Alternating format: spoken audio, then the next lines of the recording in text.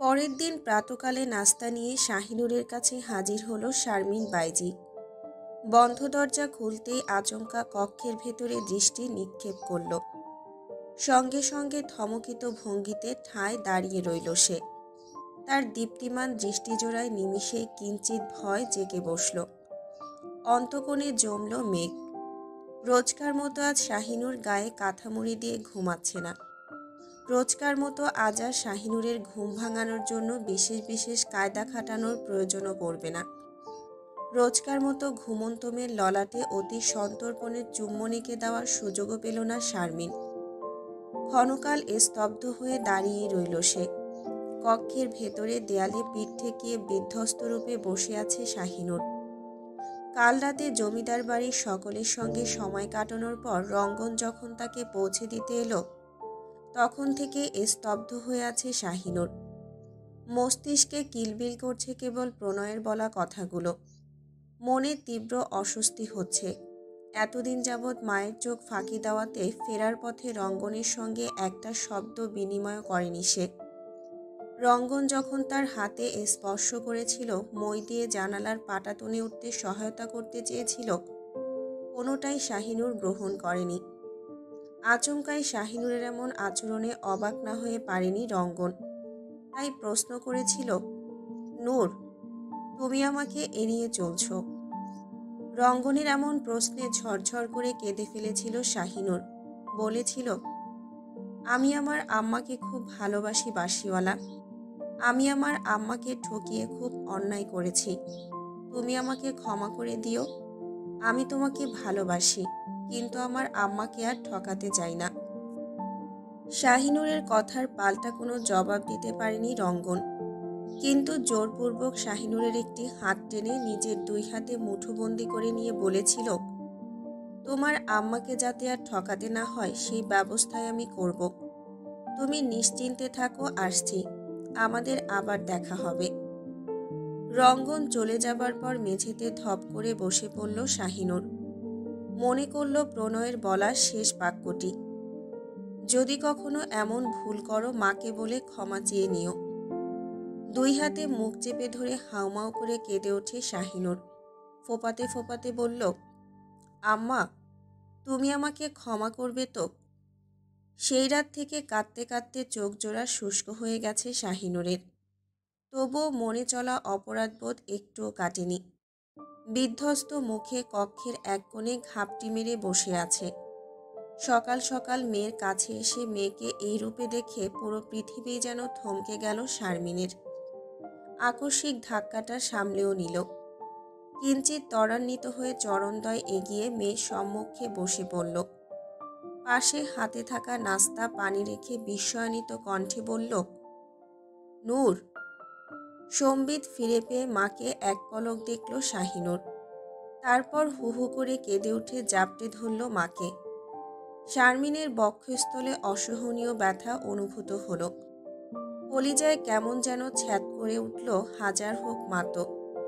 প্রায় ঘণ্টাখানেক সময় ধরে শারমিন শাহিনুরের কান্না থামানোর চেষ্টা করল, কিন্তু না, কিছুতেই থামাতে পারল না। মেয়েকে আদর করল, কপালে গালে হাতে স্নেহময় চুম্বন এঁকেও দিল। বিনিময়ে শুধু উত্তর চাইল, কেন কাঁদছে সে, কি এমন দুঃখ চেপেছে তার মনে। কিন্তু কোনো উত্তরই দিতে পারল না শাহিনুর। যতবার উত্তর দেওয়ার চেষ্টা করেছে ততবার বাঁধভাঙা কান্নায় ভেঙে পড়েছে। শারমিন বিচক্ষণ মানুষ। সে বুঝল নূরের বুক ফাটছে, কিন্তু মুখ ফুটে একটি শব্দ উচ্চারণ করতে পারছে না। শারমিন এটাও লক্ষ্য করল নূর ভীষণ একটা অপরাধবোধে ভুগছে। তার ফুলের মতো নিষ্পাপ মেয়েটা মারাত্মক আকারে কোনো অপরাধ করেছে। কি এমন করেছে যেটাকে সে অপরাধ হিসেবে চিহ্নিত করে এইরূপ দুঃখ পাচ্ছে? যে মেয়ে মাথা উঁচু করে নিজের মায়ের সঙ্গে কথা বলতে পারে না, সহজে যে মেয়ের কণ্ঠস্বর শোনাও ভীষণ কষ্টদায়ক, যে মেয়ের হাঁটা চলাতেও থাকে জড়তার স্পর্শ, সেই মেয়ে করবে অপরাধ? আর ভাবতে পারল না শারমিন। সময় দিল শাহিনুরকে। নিজেকে ধাতস্থ করে নিয়ে চোখ মুখ শক্ত করে দৃঢ় কণ্ঠে বলল, নূর, তুমি আমাকে কিছু বলতে চাও, আমি জানি, আমিও শুনতে চাই। তুমি সময় নাও, স্বাভাবিক হও। তারপর নিঃসংকোচে মনের সমস্ত কথা, সমস্ত ব্যথা, সমস্ত দুঃখগুলো প্রকাশ করো। এই পৃথিবীতে আমি ছাড়া আর কে আছে তোমার? আমাকে ভয় নয়, ভরসা করো। আমি তোমাকে জন্ম দিয়েছি।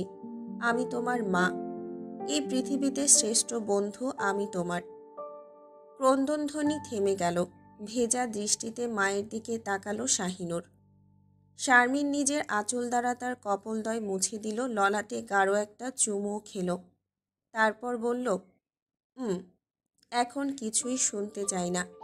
তুমি সময় নিয়ে সবটা বলবে। আমি অপেক্ষা করব। মুখে এসব বললেও মনে মনে ভীষণ চিন্তিত হয়ে পড়ল শারমিন। কোন দুঃখে ব্যথিত হলো তার নূর?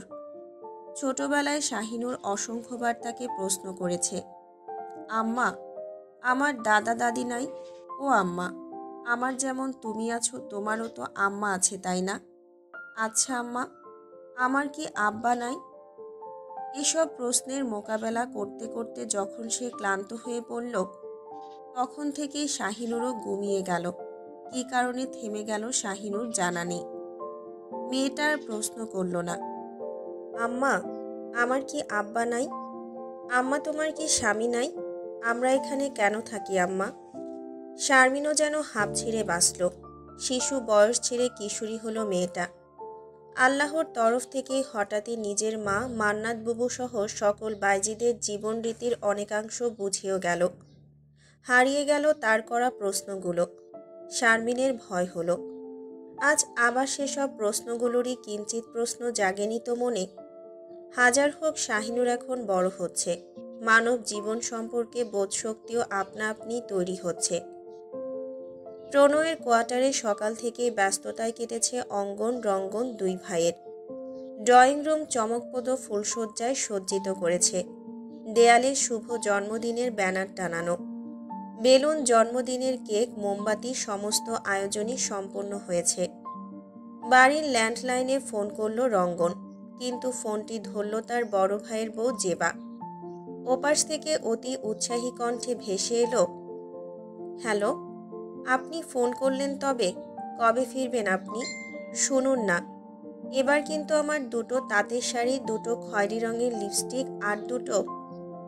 বাকি কথা বলার পূর্বেই রঙ্গন বলল, আল্লাহর ওয়াস্তে মাপ চাই ভাবি, আপনার শাড়ি লিপস্টিক কোনোটাই আমি কিনতে পারবো না। এইটুকু বলে চোখ খিচে ফিসফিস করে অঙ্গনকে বলল, ভাই, এই এক পিসের জন্য কবে না হার্ট অ্যাটাক করি সব ভাই মিলে। অঙ্গন বুঝল ফোনটা তার বড় ভাইয়ের দ্বিতীয় স্ত্রী ধরেছে, তাই মুখ টিপে হাসল। রঙ্গন চোখ রাঙিয়ে জেবার উদ্দেশ্যে বলল, ভাবি, দয়া করে রোমানা আপাকে ডাকা যাবে? ওপাশ থেকে মলিন কণ্ঠে জেবা বলল, ও তুমি? আমি ভাবলাম তোমার বড় ভাই। জানো, তিনি গতকাল গেছেন, অথচ এখন অবধি একটা ফোনও দেননি। রঙ্গন দাঁত কিরমির করে বলল, ও, এখন জানলাম। আহারে, তা ভাবি আপাকে একটু ডাকবেন। জেবা রোমানাকে ডেকে আনলো। রোমানাও রঙ্গনকে জানালো সে প্রণয়কে নিয়ে সন্ধ্যার পরপরই কোয়ার্টারে পৌঁছে যাবে। রোমানার সঙ্গে কথা বলা শেষ করে রঙ্গন অঙ্গনকে চোখ টিপ মেরে বলল, ভাই, আজকে কিন্তু ওটা হবে। ম্লান হেসে সায় দিল অঙ্গন। জমিদার বাড়ির ছেলে তারা। মদের সঙ্গে পরিচয় সেই ছোট্টবেলা থেকে, যদিও প্রতিদিনকার অভ্যেস হিসেবে গড়ে তোলেনি। তবুও মাঝে মাঝে গলাটা ভেজানো হয়। কিন্তু চিন্তা হলো রোমানাকে নিয়ে, তার সামনে এসব খাওয়া যাবে না। তাছাড়া প্রণয় এসব থেকে যথাসম্ভব দূরে থাকার চেষ্টা করে। যদিও দুই একবার আড্ডায় বসে সেও গলা ভিজিয়েছিল, তবে আর চারজন থেকে যথেষ্ট কমই খায়। যতই হোক ডাক্তার বলে কথা, শারীরিক সুস্থতা, মানসিক সুস্থতা সব দিকেই বিশেষ নজর তার। মনটা ভীষণ আহত লাগছে অঙ্গনের। কেন লাগছে, কী কারণে লাগছে সেসব অজানা নয়। তবুও মনের এই ব্যথাটুকু লুকানোর চেষ্টা করল। দীর্ঘশ্বাস ছেড়ে রঙ্গনকে বলল, ভাইয়ার রুমের পাশেরটায় সব ব্যবস্থা করে রাখিস, ওখানে রোমানা যাওয়ার চান্স নেই। ওরা চলে গেলে দুই ভাই মিলে অনেকক্ষণ আড্ডা দেব। রোমানা যখন নিজেকে পরিপাটি করে প্রণয়ের সামনে উপস্থিত করলো আর বায়না ধরল কোয়ার্টারে নিয়ে যাওয়ার জন্য, প্রণয় কিঞ্চিত রেগে গেল, কিন্তু প্রকাশ করতে পারল না প্রেরণার জন্য। প্রেরণা বুঝে গিয়েছিল প্রণয় এবার রেগে গিয়ে দুটো কথা বলবে। তাই প্রণয়ের সামনে গিয়ে প্রেরণা বলল, মেয়েটা তোমার জন্মদিন বলে এত আশা নিয়ে ওখানে আয়োজন করলো, আর তুমি কিনা মেজাজ দেখাচ্ছ। মায়ের কড়া চোখে শান্ত দৃষ্টিতে তাকিয়ে চাপা নিঃশ্বাস ত্যাগ করল প্রণয়। তারপর রোমানাকে শান্ত কণ্ঠে বলল, গাড়িতে গিয়ে বসো। রোমানার প্রণয় কোয়ার্টারে উপস্থিত হলো। পরিকল্পনা মাফিক সমস্ত আয়োজনই সম্পন্ন হলো, কিন্তু সমস্ত বিষয়ে প্রচণ্ড বিরক্ত বোধ করছে প্রণয়। কখনো মন চেয়েছে গায়ের সর্বস্ব শক্তি দিয়ে সমস্ত আয়োজন লণ্ডভণ্ড করে দিতে, কখনো মনে হয়েছে এক চিৎকার দিয়ে রোমানাকে বলতে, এই মেয়ে, বিশ্বাস করো, আমি আজও তোমাকে ভালোবাসতে পারিনি। আবার ভেবেছে রোমানার দোষটা কোথায়। এই প্রশ্ন মনে করানার্থে রোমানার দিকে শীতল দৃষ্টি নিক্ষেপ করল প্রণয়। রোমানাকে সে ভীষণ পছন্দ করে। রোমানার ব্যক্তিত্ব সুন্দর, রোমানার ভালোবাসার ধরনও সুন্দর। নিখুঁতভাবেই মেয়েটা তাকে ভালোবাসে, নিখুঁতভাবেই মেয়েটা তার জীবনসঙ্গিনী হওয়ার যোগ্য। কিন্তু ভালোবাসায় যোগ্যতা অযোগ্যতার প্রশ্ন বড়ই হাস্যকর। রোমানা তাকে ভালোবাসে, মন প্রাণ দিয়ে ভালোবাসে তাকে। তার প্রেমে যে মেয়েটা অন্ধ, সেই মেয়ের অন্ধত্বের সুযোগ কি করে নেবে সে? যদি নেয় তাহলে কি লাভ হলো? বাপ ভাইদের থেকে দূরত্ব বজায় রেখে অন্য পথে অন্য জীবনে চলে। দীর্ঘশ্বাস ছেড়ে অঙ্গন রঙ্গনের সঙ্গে কথা বলায় মশগুল রোমানাকে প্রণয় বলল, রোমানা, একটু ছাদে চলো। তোমার সঙ্গে একাকী কিছু সময় কাটাতে চাই, কিছু কথা বলতে চাই। মূলত রোমানাকে নিজের মনে সত্যিটা জানাতেই কথাটি বলল প্রণয়, কিন্তু সবাই বুঝে নিল অন্য কিছু। রঙ্গনের চোখ মুখ উজ্জ্বল হয়ে গেল। বুকে আঘাত পেল ওষ্ঠকোণে মিথ্যে হাসির রেখাটুকু ঠিক স্পষ্ট করল অঙ্গন। লজ্জায় মাটির সঙ্গে মিশে যাওয়ার উপক্রম হলো রোমানার। ক্ষীণস্বরে বলল, তুমি যাও, আমি এক্ষুনি আসছি। এক মুহূর্ত দেরি করল না প্রণয়, ছাদে চলে গেল। রোমানা নিঃশব্দে সোফায় গিয়ে বসল। লজ্জায় সে মাথা উঁচু করতেও পারছে না। কেবল নিজেকে কিছুটা স্বাভাবিক করে তারপর ছাদে যাবে ভাবছে। এদিকে অঙ্গনের ইশারায় রঙ্গনও রুমে চলে গেল। অঙ্গন জানে রোমানা অতিরিক্ত লাজুক প্রকৃতির মেয়ে। প্রণয় নিজে থেকে তাকে আহ্বান জানিয়েছে, এতে করে তার লজ্জার পরিমাণ প্রচণ্ড বেড়ে গেছে। ভেতরের রুমে গিয়ে বড় বড় করে নিঃশ্বাস ফেলল অঙ্গন।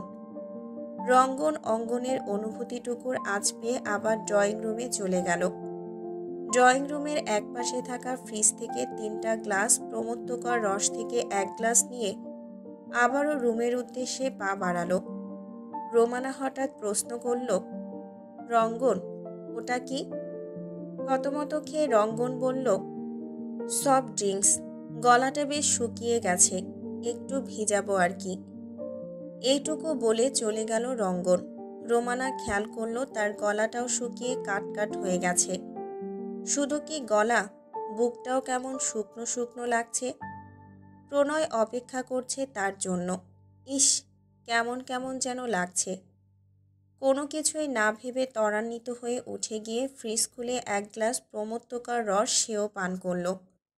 কিন্তু কেমন একটা বিদঘুটে গন্ধ পেয়ে বমির ভনিতায় দ্রুত গ্লাস রেখে দিল। গা গুলিয়ে উঠল। তাড়াতাড়ি করতে গিয়ে এমনভাবে গিলেছে, আস্তে ধীরে খেতে গেলে হয়তো 1 ঢোকের বেশি 2 ঢোক গিলতে পারত না। আর বেশি সময় নষ্ট করল না রোমানা। শাড়ির আঁচল দিয়ে মুখ মুছে ছাদে চলে গেল। ছাদের কার্নিশে দাঁড়িয়েছিল প্রণয়। তাকে দেখা মাত্রই স্বস্তি পেল রোমানা। গুটি গুটি পায়ে এগিয়ে প্রণয়ের পাশে সেও দাঁড়ালো। রোমানার উপস্থিতি পেয়ে প্রণয় বলল, এত সময় লাগে আসতে? উত্তরে রোমানা কিছু বলতে গিয়েও পারল না। কেমন যেন মাথা ঘোরাচ্ছে তার। শরীরটা গরম হয়ে উঠছে, গা গুলিয়ে বমি পাচ্ছে। রোমানার থেকে উত্তর না পেয়ে ঘাড় বাঁকিয়ে রোমানার দিকে তাকালো প্রণয়। জ্যোৎস্নার রাত্রিতে সাদা জর্জেট শাড়ি পরিহিত রোমানাকে দেখতে মন্দ লাগছে না। মেয়েটা তাকে কত ভালোবাসে, কত গুরুত্ব দেয় তার পছন্দ অপছন্দকে, অথচ সে মন দিয়ে বসল। আর ভাবতে পারল না প্রণয়। আচমকায় চোখ বুজে লম্বা একটা নিঃশ্বাস ত্যাগ করল। তারপর দৃঢ় দৃষ্টিজোড়া রোমানার দিকে নিক্ষেপ করে বলল, তুমি আমাকে অনেক ভালোবাসো রোমানা, আমি সেটা জানি। তুমি আমার বাগদত্তা, তোমাকে সম্মান করি আমি। আমার ভীষণ পছন্দনীয় মানুষদের তালিকায় তুমিও একজন। আমি জানি, কথাটা এর আগেও তোমাকে বলেছিলাম, আজ আবারও বলবো। তবে এখানে আরও একটা কিন্তু রয়েছে। প্রণয়কে পুরো কথাটা শেষ করতে না দিয়ে উদ্ভ্রান্তের মতো রোমানা বলল, আমি জানি তুমি আমাকে ভালোবাসো। 2 বছর আগে শুধু তোমার পছন্দের তালিকায় থাকলেও আজ আমি তোমার ভালোবাসাকে ঠিকই জয় করে নিয়েছি। অকস্মাৎ প্রণয়ের 2 পা মৃদু কেঁপে উঠল। রোমানার দিকে 2 কদম এগিয়ে 2 হাতে রোমানার 2 কাঁধ দৃঢ় হস্তে চেপে ধরল। লম্বা একটা শ্বাস নিয়ে আবারও ছেড়ে দিল। মারাত্মক ক্রোধান্বিত হয়ে ঠাসিয়ে রোমানার গালে একটা চড় বসিয়ে দিয়ে প্রণয় হুঙ্কার ছেড়ে বলল, হাউ ডেয়ার ইউ। গালে হাত দিয়ে উদ্ভ্রান্তের মতোই রোমানা চেয়ে রইল প্রণয়ের দিকে। কয়েক পল সময় নিয়ে নাকি সুরে কেঁদে উঠল, তুমি আমায় কেন মারলে প্রণয়? জানো আমার শরীর কত খারাপ লাগছে? ক্রোধে শরীর কাঁপছে প্রণয়ের। নিজেকে নিয়ন্ত্রণ করতে না পেরে আরেকটা চড় বসালো রোমানার গালে। চিৎকার করে বলল, তোমার সাহস কি করে হয় নেশা করার? তুমি কে? তুমি কে জানো তুমি? এইটুকু বলে আবারও রোমানার 2 কাঁধ নিজের শক্ত হাতে চেপে ধরে বলল, তুমি প্রণয় চৌধুরীর বাগদত্তা, আর তুমি কি না? ছি, ভাবতেও পারছি না। এই মুহূর্তে আমার চোখের সামনে থেকে চলে যাবে, এই মুহূর্তে। প্রণয়ের এমন হিংস্র রূপের সম্মুখীন হয়ে ভয়ে আত্মা কেঁপে উঠল রোমানার। কিন্তু হঠাৎ এমন আচরণ কেন করল প্রণয়? কেন মারল তাকে? নেশায় বুঁদ হয়ে অজ্ঞানে করা নিজের ভুলটুকু টের পেল না রোমানা। তাই একরাশ অভিমানে কাঁদতে কাঁদতে ঢুলতে ঢুলতে নিচে নেমে গেল। নিচে গিয়ে প্রথমে প্রণয়ের ঘরে, তারপর পাশের ঘরে ঢুকল রোমানা। দেখতে পেল চিত হয়ে শুয়ে আছে অঙ্গন।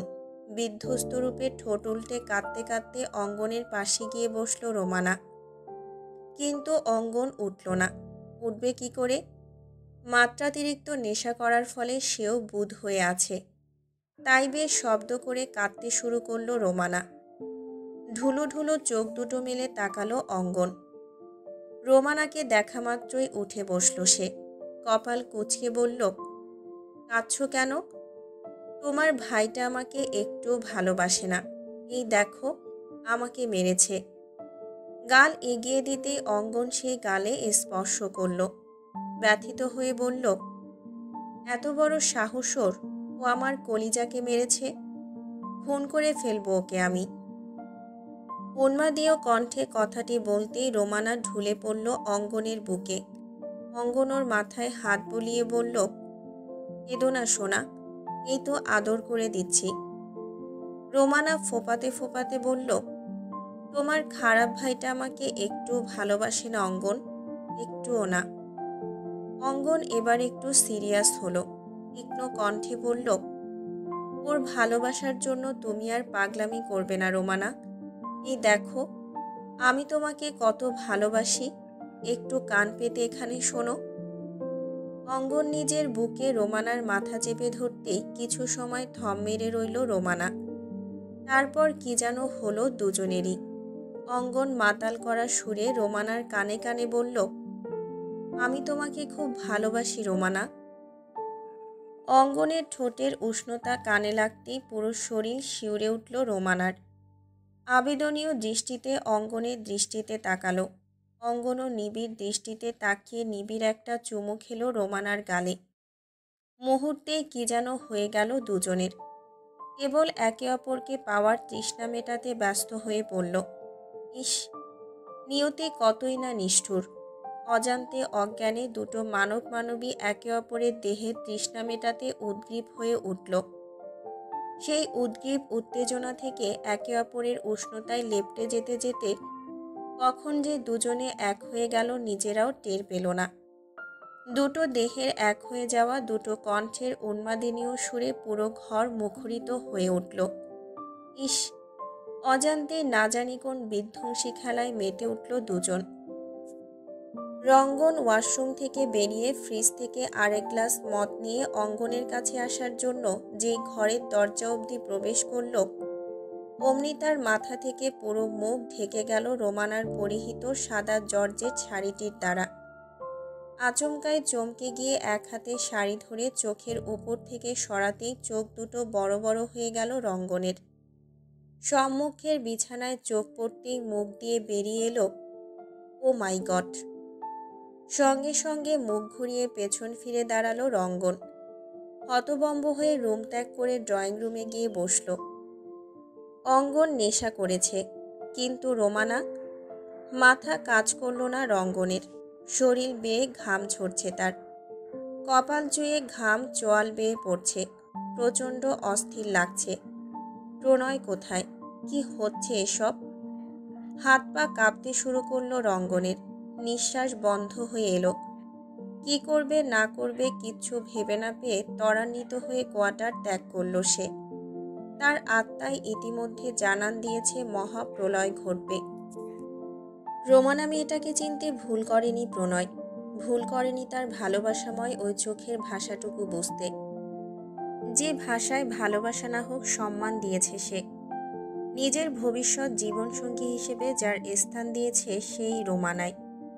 হয়তো ভালোবাসা নামক অনুভূতিটুকু রোমানা জীবনে আসার অনেক পর অন্য কারোর প্রতি জন্মেছে। তাই বলে সে তার দায়িত্ব, কর্তব্য, প্রতিশ্রুতি ভুলে যায়নি। এতগুলো বছর ধরে যে মেয়েটাকে চোখের সামনে বড় হতে দেখেছে, এতগুলো বছর ধরে যে মেয়েটা মন প্রাণ উজাড় করে তাকে ভালোবেসে এসেছে, তার ভালোবাসা কামনা করছে সে। মেয়েটা কখনোই এত বড় স্পর্ধা দেখাতে পারে না। এছাড়া রোমানা এত বছরে প্রণয়ের পছন্দ অপছন্দ সম্পর্কে বেশ অবগত হয়েছে। সেই সাথে প্রণয়কে সে খুব মানেও। তাই নেশা করে মাতাল হয়ে প্রণয়ের সামনে যাওয়া তো দূরের কথা, নেশা করার কথা ভাবতেও রোমানার রুহু কেঁপে উঠবে। এইটুকু স্মরণ আসতেই রাগ কিছুটা কমে গেল প্রণয়ের।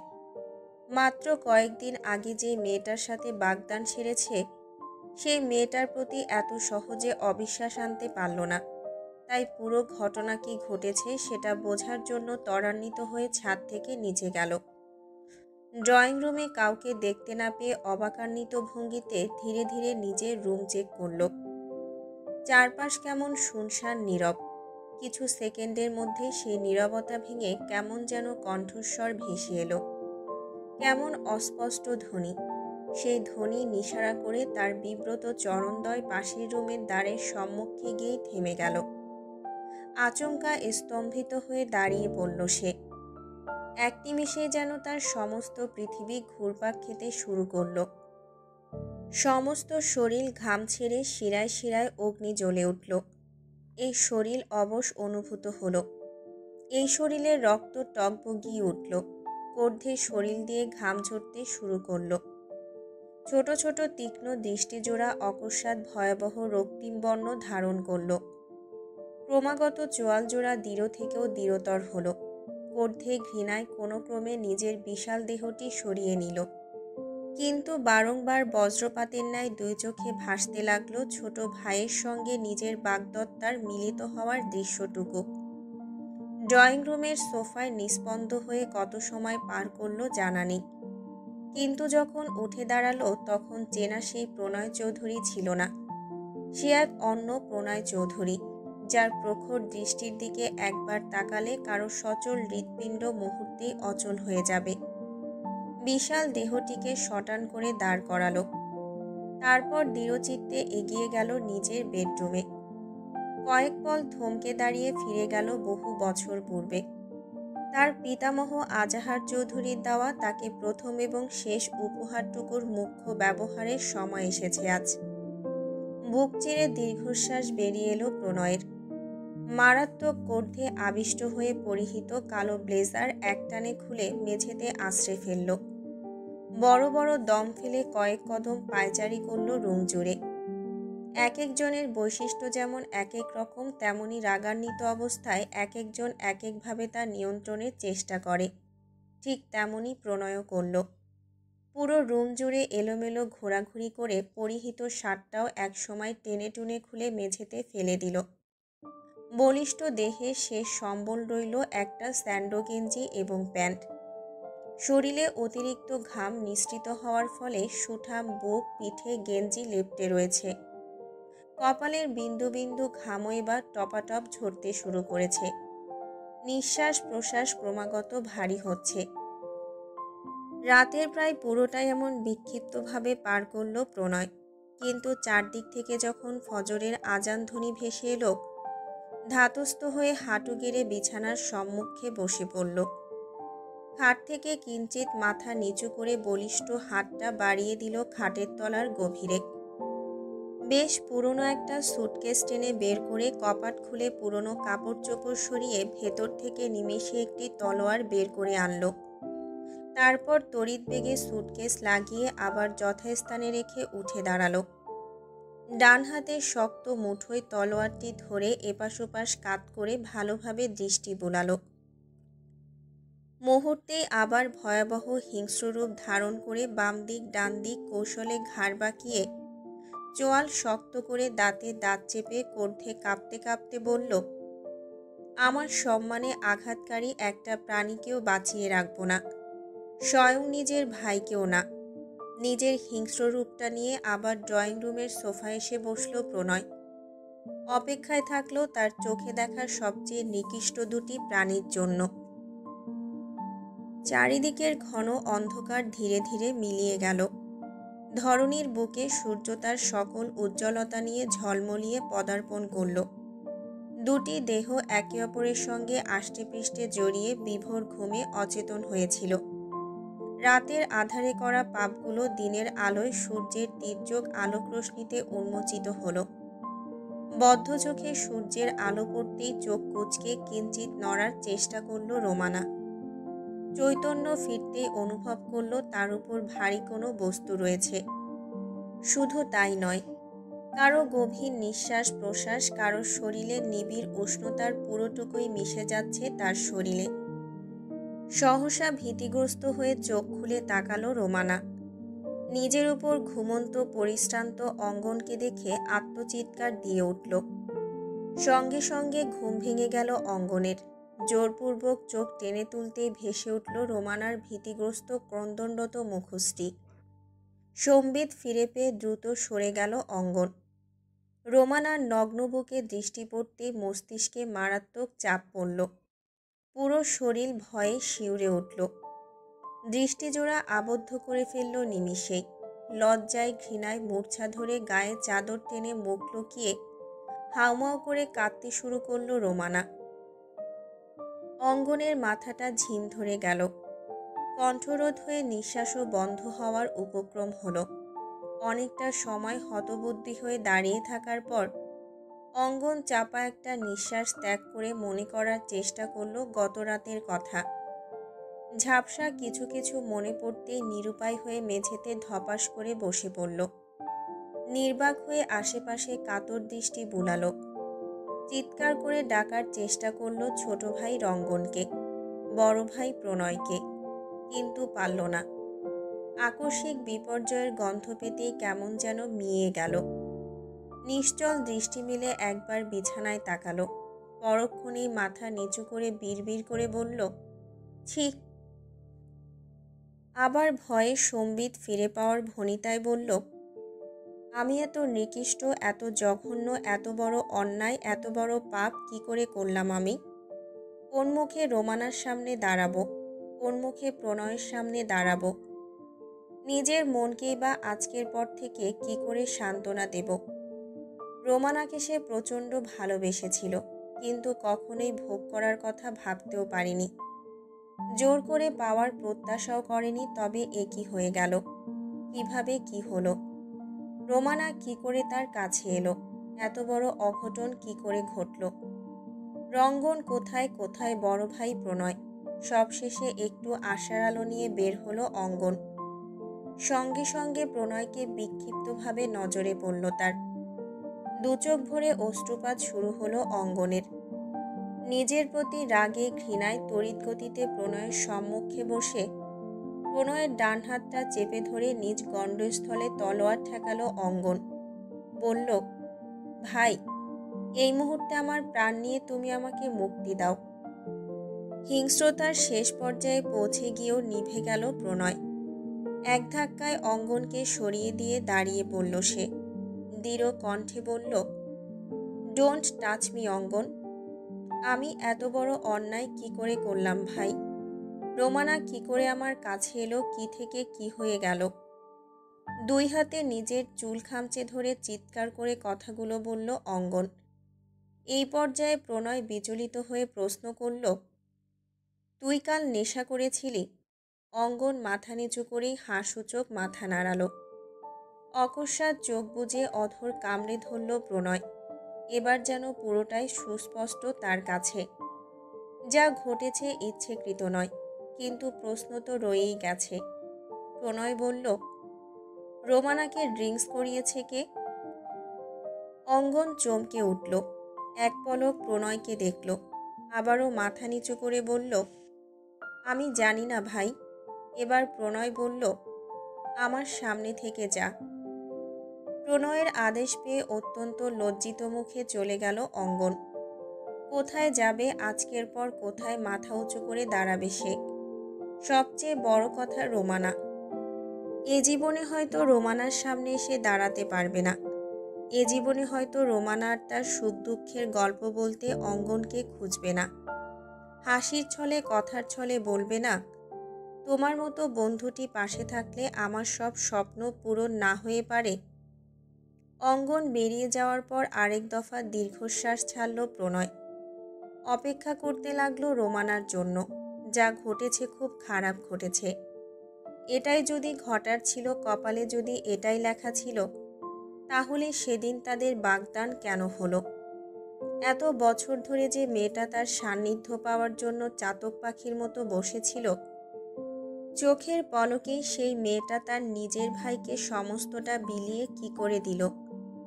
ইচ্ছেই হোক অনিচ্ছেই হোক, যা ঘটেছে তা তো বদলানো সম্ভব নয়। তীব্র অস্বস্তি নিয়ে বসে বসে এসবই ভাবছে প্রণয়। ঘরের ভেতর থেকে শুনতে পাচ্ছে রোমানার গগনবিদারী চিৎকার।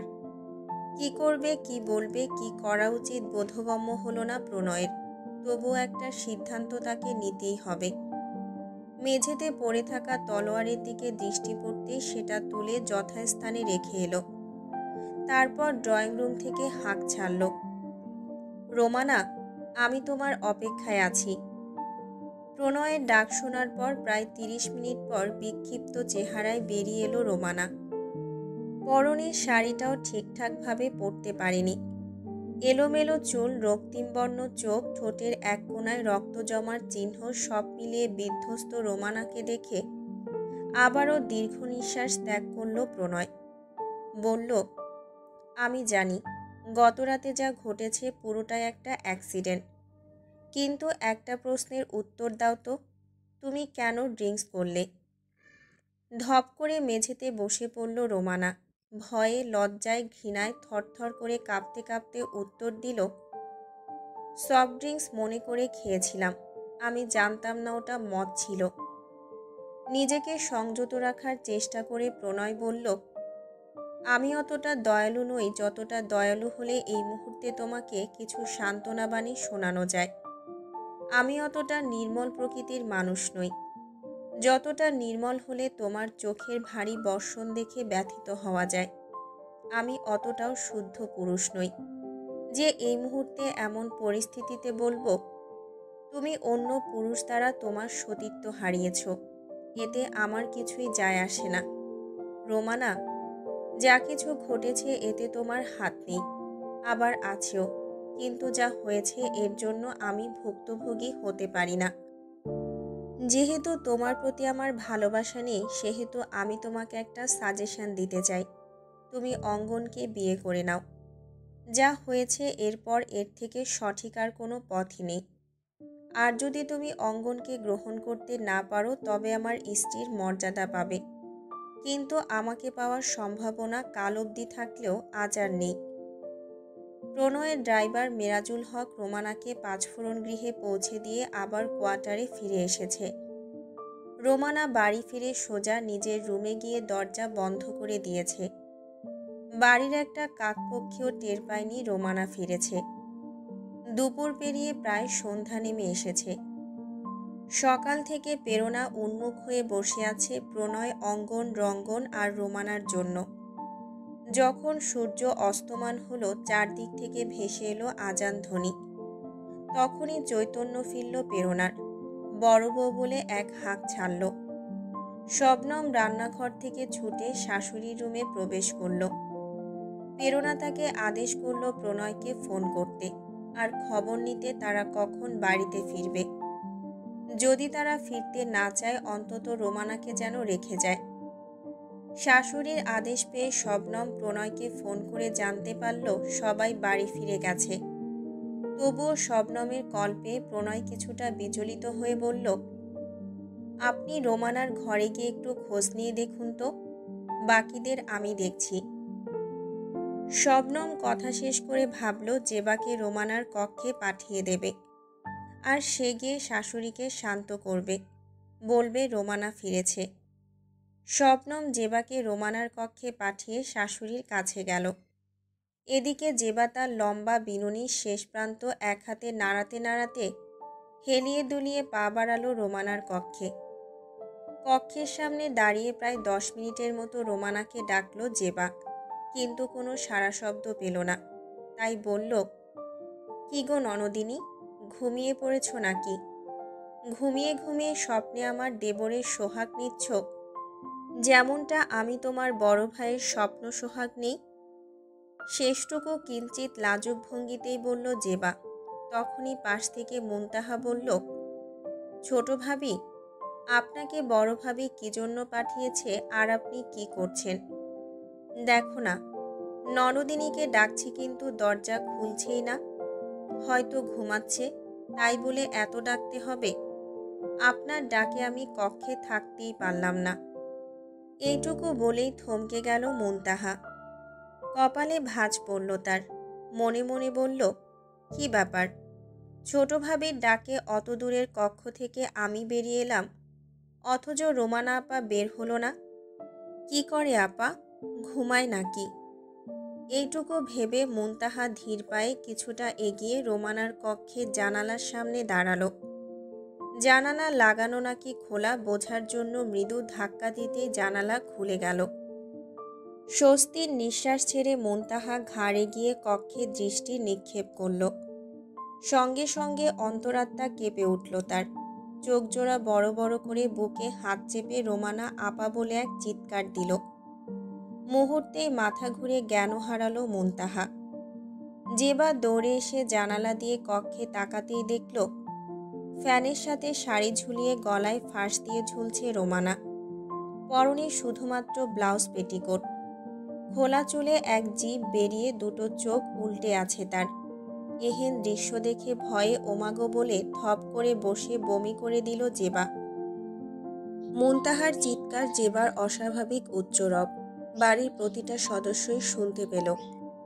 মুনতাহা জ্ঞান হারালো, জেবা জ্ঞানে ছিল, তাই তার চেঁচামেচি কান্নাকাটিতেই পুরো বাড়ির পরিবেশ বদলে গেল। কাজের লোক থেকে শুরু করে অরুণা, শবনম সহ প্রেরণাও ছুটে এলো। প্রথমে তারা থমকালো মুনতাহাকে জ্ঞানহীন অবস্থায় মেঝেতে পড়ে থাকতে দেখে। অনেকেই ধারণা করে নিল হয়তো শরীর খারাপ, তাই মুনতাহা জ্ঞান হারিয়েছে। জেবার স্বভাব সম্পর্কে সবাই অবগত, তাই স্বাভাবিক ঘটনা ভেবেই সকলে এগিয়ে এলো। অরুণা ব্যস্ততার সঙ্গে এসে মুনতাহাকে ধরল। প্রেরণাকে উদ্দেশ্য করে বলল, হ্যাঁ রে ছোট বউ, এবার কি সুখবর টুখবর পাবো নাকি? তখনই জেবা হাত উঁচিয়ে অস্পষ্ট স্বরে বলল, ননদিনী। জেবার হাত সই সকলে সোজা জানালা দিয়ে ঘরের ভেতরে দৃষ্টি নিক্ষেপ করল। ফ্যানের সাথে রোমানাকে ঝুলন্ত অবস্থায় দেখে কেউ ওমাগো, কেউ হায় হায়, কেউ আল্লাহরে কি সর্বনাশ ঘটল বলে চিৎকার করে উঠল। অমন লোমহর্ষক দৃশ্য দেখে একটি প্রাণও স্বাভাবিক থাকতে পারল না। নিমেষে চিৎকার চেঁচামেচি ক্রন্দনধ্বনিতে ছেয়ে গেল পুরো পাঁচফোড়ন গৃহ। ওদের মধ্যে সবচেয়ে সাহসী ছিল শবনম, তাই সকলকে রেখে সেই প্রথমে ছুটে গেল। কিন্তু ভেতর থেকে দরজা লাগানোতে ভেতরে প্রবেশ করতে পারল না। কয়েকজন কাজের লোক দরজা ভাঙার ব্যবস্থা করল। কয়েকজন ছুটে গেল বাড়ির অন্যান্য সদস্যকে খবরটা জানাতে। আর দুজন কাজের মহিলা মুনতাহাকে তার রুমে পৌঁছে দেওয়ার জন্য অরুণাকে সাহায্য করল। জেবা এক কোণে বসে হাউমাউ করে কাঁদতে লাগলো। সহজ সরল পাগলাটে স্বভাবের মেয়েটা বেহুশের মতো কাঁদছে। তার ক্রন্দনধ্বনি শুনতেই কি ভয়ানক লাগছে, যেন এই কান্নায় কারো মৃত্যু শোকের চেয়েও ভয়ানক শোক প্রকাশ পাচ্ছে। অলিউর চৌধুরীর স্বপ্নের গৃহের চারপাশে যেন আজ শুধুই অভিশাপের সুর। আচম্বিত শোকাভূত হয়ে গেল জমিদার বাড়ি। প্রথমে বাড়ির প্রতিটা সদস্য, তারপর পুরো গ্রামের মানুষদের মাঝে ছড়িয়ে পড়ল শোক সংবাদটি। আশেপাশের প্রায় 4-5 গ্রামের মানুষদের মাঝেও ছড়িয়ে গেল।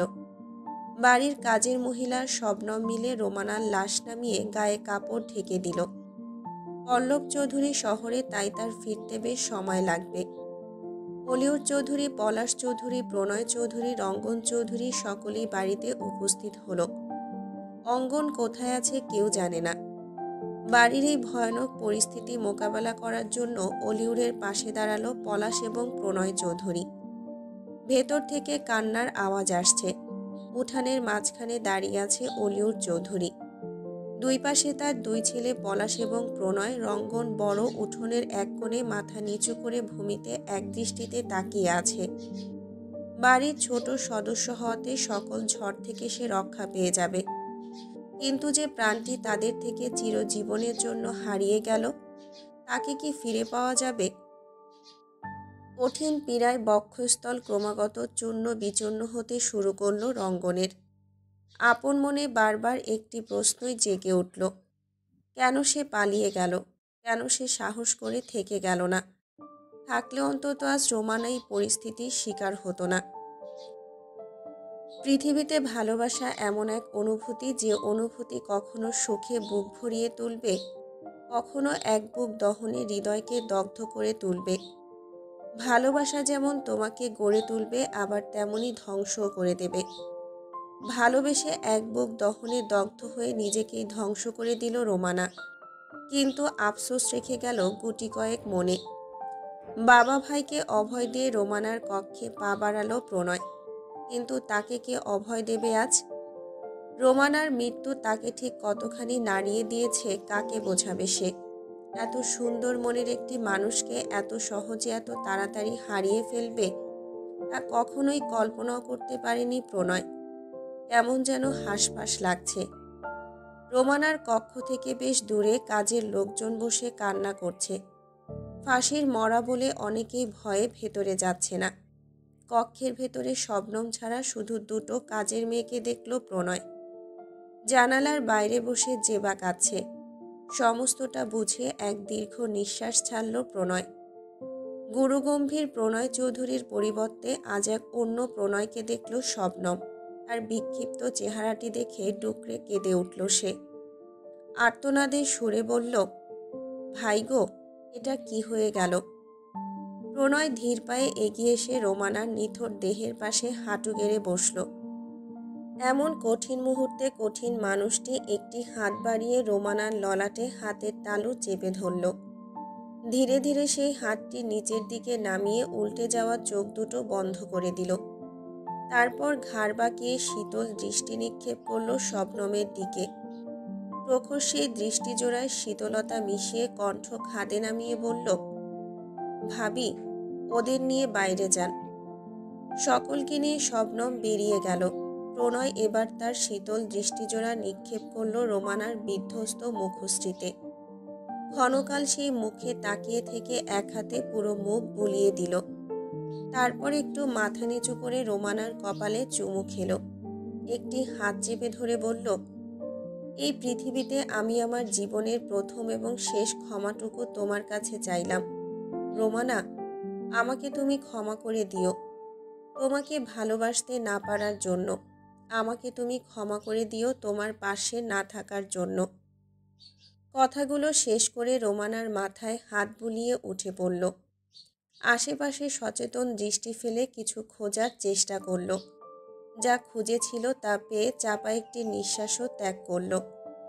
কক্ষের একপাশে থাকা টেবিল থেকে তড়িৎ গতিতে রোমানার লেখা শেষ চিঠিটি নিয়ে নিজের কাছে অতি গোপনে রেখে দিল।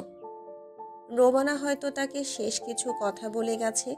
সেই কথাগুলো সকলে জেনে গেলে গতরাতে ঘটে যাওয়া ঘটনাও সকলের সামনে প্রকাশ পেয়ে যাবে। যে মেয়েটার নেই সে মেয়েটার জীবনে ঘটে যাওয়া অঘটনটুকু, সর্বনাশটুকু, লজ্জাটুকু আর যেন কেউ না জানে। আমাদের সমাজটা এমন যে রোমানার আকস্মিক মৃত্যুতে তারা যতটা সমবেদনা জানাবে, তার জীবনে ঘটে যাওয়া দুর্ঘটনাটুকু জানতে পারলে ধারালোভাবে ঘৃণায় মুখ ফিরিয়েও নেবে। হয়তো ঘরের লোকেরাই বলবে, এমন কলঙ্ক নিয়ে মরে যাওয়াই উচিত। অমন কলঙ্কিনীর স্থান এই জমিদার বাড়িতে হতে পারে না। প্রেরণা বারবার জ্ঞান হারাচ্ছে। ওদিকে মুনতাহার অবস্থাও সুবিধার নয়। জেবাও স্বাভাবিক নেই। অরুণার শবনম মিলে সবটা সামলাচ্ছে। এমন অবস্থায় অলিউর চৌধুরীর কাছে খবর এলো রোমানার বাবার বাড়ির সদস্যরা গেটের বাইরে ভাঙচুর করছে। গ্রামবাসীরাও ক্ষেপে গেছে তাদের ভেতরে আসতে না দেওয়ার জন্য। জমিদার বাড়ির লোকজনদের আচরণেই তারা সন্দেহ করছে রোমানা সত্যি আত্মহত্যা করেছে নাকি তাকে খুন করা হয়েছে। গ্রামবাসীদের মনে এমন সন্দেহ ঢুকিয়েছে রোমানার চাচারা। রোমানার চাচারাও তাদের ভাতিজির আকস্মিক আত্মহত্যা মেনে নিতে পারেনি, তাই ছুটে এসেছিল এটা জানতে কী কারণে এমনটা ঘটল। কিন্তু এসে দেখল জমিদার বাড়িতে বাইরের একটি সদস্যকেও ঢুকতে দেওয়া হচ্ছে না। এতেই তাদের মনে বিরাট সন্দেহ বাসা বাঁধল। সঙ্গে সঙ্গে প্রবাসী ভাইকেও ফোন দিয়ে সবটা জানালো। অলিউর চৌধুরীকে যখন রোমানার বাবা ফোন দিয়ে হুমকি দেয় তখনই অলিউরের চৈতন্য ফেরে। আজ যদি পরিস্থিতি হাতের বাইরে চলে না যেত এই হুমকি সহ্য করতে হতো না। কিন্তু পরিস্থিতিতে পড়ে দাঁতে দাঁত চেপে সবটা হজম করল। বাইরের মানুষদের সঙ্গে ক্ষমতার জোরে লড়াই করা যায়, কিন্তু নিকট আত্মীয়ের সঙ্গে লড়াই করাটা খুব কঠিন। কারণ এখানে মিশে থাকে আবেগ, ভালোবাসা, শ্রদ্ধা, স্নেহ। তাছাড়া রোমানাও তাদের ভীষণ আদরের, স্নেহের, ভালোবাসার। ফাঁসির মরা, আত্মহত্যা, পুলিশ কেস হবেই। তার উপর রোমানার বাবার বাড়ির লোকজন তাদের বিরুদ্ধে চলে গেছে। তাই উপায় না পেয়ে মাথায় হাত দিয়ে বসে পড়ল অলিউর। প্রণয় বাবাকে ধরে বলল, বাবা চিন্তা করবেন না, সবটা সামলে নেব আমি। এদিকে পলাশের মাথায় কূটবুদ্ধি ভর করল। সে কাউকে কিছু না বলে, কারো সহায়তা না নিয়ে রোমানার কক্ষে ঢুকে পুনরায় রোমানাকে শাড়ি দিয়ে ফ্যানের সঙ্গে ঝুলিয়ে রাখল। এদিকে গেট খুলে দেওয়ায় গিজগিজে মানুষ ছুটে ভেতরে প্রবেশ করল। প্রণয় পলাশের কর্মকাণ্ডে বাধা দেওয়ার সুযোগটুকুও পেল না। পলাশ তাকে ধমক দিয়ে ফিসফিস করে বলল, ফাঁসির লাশ পুলিশ ছাড়া নামাতে হয় না, মাতব্বরি করে নামাইছে। এখন যদি পুলিশ এসে বলে আমরা মেরে ফেলে বলতাছি একাই মরছে, তখন কি হবে? আমাদের বিশ্বাস করবে? কিন্তু এই ঝোলা দেখেই বিশ্বাস করবে যে ফাঁসি দিয়ে নিজেই মরেছে। গ্রামবাসীরা একে একে প্রত্যেকে গিয়ে রোমানার লাশ দেখতে লাগলো। সকলেই আহারে সূচক সমবেদনা জানালো। রোমানার চাচারা অলিউরকে চেপে ধরল, সমান তালে হুমকি দিতে শুরু করলো। যদি এর পেছনে তারা কেউ জড়িত থাকে প্রত্যেককে কোমরে দড়ি বেঁধে জেলে নিয়ে যাবে, একদম ফাঁসিতে ঝুলিয়েই মারবে সকলকে। যদিও প্রেরণার অবস্থা, বাড়ির সকলের অবস্থা দেখে কিছুটা হলেও সন্দেহ কমল, তবুও অনেকে স্বস্তি পেল না। লাশ স্পর্শ করা নিষেধ। সকলেই অপেক্ষা করছে পুলিশ আসার জন্য। বিষয়গুলো পুলিশ অবধি পৌঁছাতই না যদি রোমানার চাচারা এসে হানা না দিত। গ্রামবাসীরা সকলেই একবার করে লাশ দেখে যাচ্ছে। সকলে প্রকাশ্যে হাই হুতাশ করলেও ভেতরে ভেতরে ঠিকই সন্দেহ করছে। কেউ কেউ আবার ঘৃণার দৃষ্টিতেও তাকাচ্ছে। গ্রামের একজন মহিলা তো বলেই ফেলল, আহারে মাইয়াডা আত্মহত্যা করল, জানাজাও পাবে না, সারা জীবন জাহান্নামের আগুনে পুইরা মরণ লাগব। কেউ বলল, খালি কি জানাজা, গোরস্থানেও জায়গা পাবে না। সকলের এমন কথাবার্তা শুনে রঙ্গন ধমক দিল। রঙ্গনের ধমক খেয়ে মুখটা বেশ কাচুমাচু করে সরে গেল মহিলারা। সন্ধ্যার দিকেই শারমিন সহ বাইজি গৃহের সকলেই খবর পেয়েছে রোমানার আত্মহত্যার। কিন্তু ভেতরে সবাই যেতে পারছে, লাশ মেয়েদের সকলকেই দেখতে দিচ্ছে। এই খবর পাওয়া মাত্রই সকলে সেখানে যাওয়ার জন্য শারমিনের কাছে অনুমতি চাইল। শারমিন প্রথমে অনুমতি দিল না, কিন্তু যখন শাহিনুর কান্নায় ভেঙে পড়ল আর বলল, আম্মা, ওই আপাটা খুব ভালো, আমাকে খুব আদর করত। ওই যে একদিন ফুল চুরি করতে গেলাম, সেদিন ওই আপা আমাকে আর সখীকে অনেক আদর করেছে। ও আম্মা, আমি আপারে দেখতে যাব। তোমার দুইটা পায়ে পড়ি আম্মা, আমারে যাইতে দাও। শাহিনুরের অনুরোধে শেষ পর্যন্ত রাজি হলো শারমিন এবং সিদ্ধান্ত নিল সে নিজেও যাবে সকলের সঙ্গে। বাইজি গৃহের সকলেই পাঁচফোড়ন গৃহে প্রবেশ করল। আজ আর কারো কোনো দিকে খেয়াল নেই, আজ আর নেই কোনো বিধিনিষেধ। শারমিনের হাতটি শক্ত করে চেপে ধরে বেশ জড়তা নিয়ে গৃহের ভেতরে প্রবেশ করল শাহিনুর। মায়ের হাত ধরেই প্রথম পা রাখল জমিদার বাড়ির সদর দরজায়। শারমিন, শাহিনুর সহ সকলেই যখন রোমানার কক্ষে প্রবেশ করল, তখন কয়েকজন মহিলা পুলিশ রোমানাকে নামিয়ে গলা থেকে শাড়ি খুলছে। হঠাৎ বাইজি চুমকি শারমিনকে নিচু স্বরে বলল, আপা, ফাঁসির মরায় তো চোখ উল্টাই থাকে, এর তো চোখ উল্টায় নাই, এইডা আসলে আত্মহত্যা তো। এহেন কথা শুনে শাহিনুর একটু উঁচু গলায় বলল, আম্মা, এই আপারে কি কেউ মাইরা ফালাইছে? ভারী বর্ষণের মাঝে আচমকায় যেমন বজ্রপাত ঘটে, ঠিক তেমনি শাহিনুরের বলা কথাটি সকলের কর্ণকুহরে বজ্রপাতের ন্যায় আঘাত করল। বিস্ফোরিত কয়েক জোড়া দৃষ্টি পড়ল মা মেয়ের উপরে। শারমিনকে নিজ গৃহে দেখে অলিওর অবাক হলো। কেমন যেন অদ্ভুত একটা শক্তিও পেল। পলাশার প্রণয়ের দৃষ্টি স্থির হয়ে রইল শাহিনুরের নিষ্পাপ মুখশ্রীতে। মহিলা পুলিশদের মধ্যে একজন উঠে এসে শাহিনুরের কাঁধে হাত রেখে প্রশ্ন করল, কেন তোমার এমন কথা মনে হলো? তুমি কি কিছু জানো?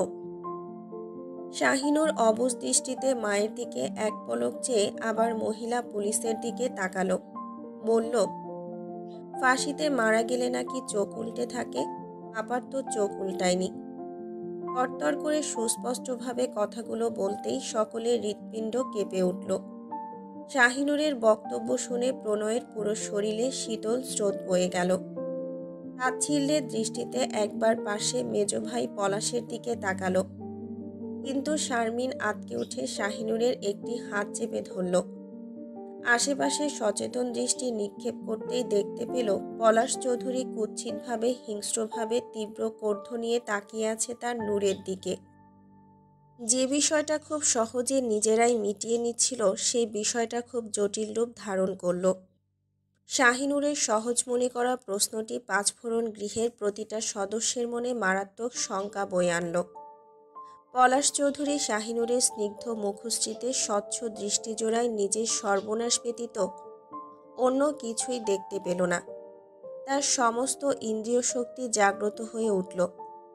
মস্তিষ্কে নাড়া দিয়ে উঠল কেবল একটিই বাক্য, এই মেয়েকে শীঘ্রই নিজের আয়ত্তাধীন করতে হবে। বাবা ভাইয়ের দিকে ক্ষুব্ধ হয়ে তাকিয়ে বলল, আব্বা, ওই শালির মেয়েকে আজ আমি। বাকিটুকু বলার সুযোগ পেল না। এইটুকু বলতেই দিক বেদিক চিন্তা না করে সকলের সামনে ঠাস করে পলাশের গালে এক চড় বসালো অলিওর। বাড়ি ভর্তি লোকজন বিস্ময়ে কিংকর্তব্য বিমূঢ় হয়ে গেল। ভয়ে গুটিয়ে গেল পুলিশ অফিসার নিজেও। অলিউর চৌধুরীর ক্ষমতা সম্পর্কে সকলেই বেশ অবগত। শহরের বিশিষ্ট শিল্পপতি, বড় বড় নেতাদের সাথে হাত আছে তার। সমান তালে দেশে বিদেশে বড় বড় শিল্পপতিদের সঙ্গে ব্যবসায়ে সফলতা অর্জন করছেন।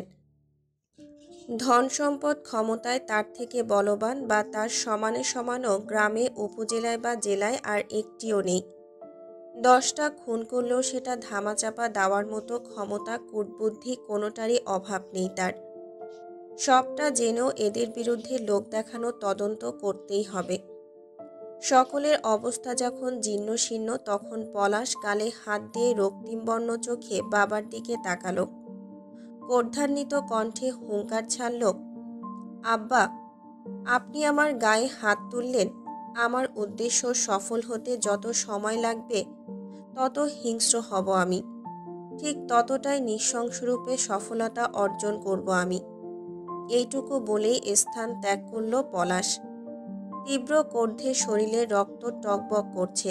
তার বাবার প্রতি বেশি ক্ষিপ্ত হয়েছে, কারণ বাবা না থাকলে আজ শারমিন বাইজি আর তার মেয়ে দুটোই হাতের মুঠোয় থাকতো তার। পলাশ চলে যেতেই অলিউর চৌধুরী বড় একটি দম ছাড়ল।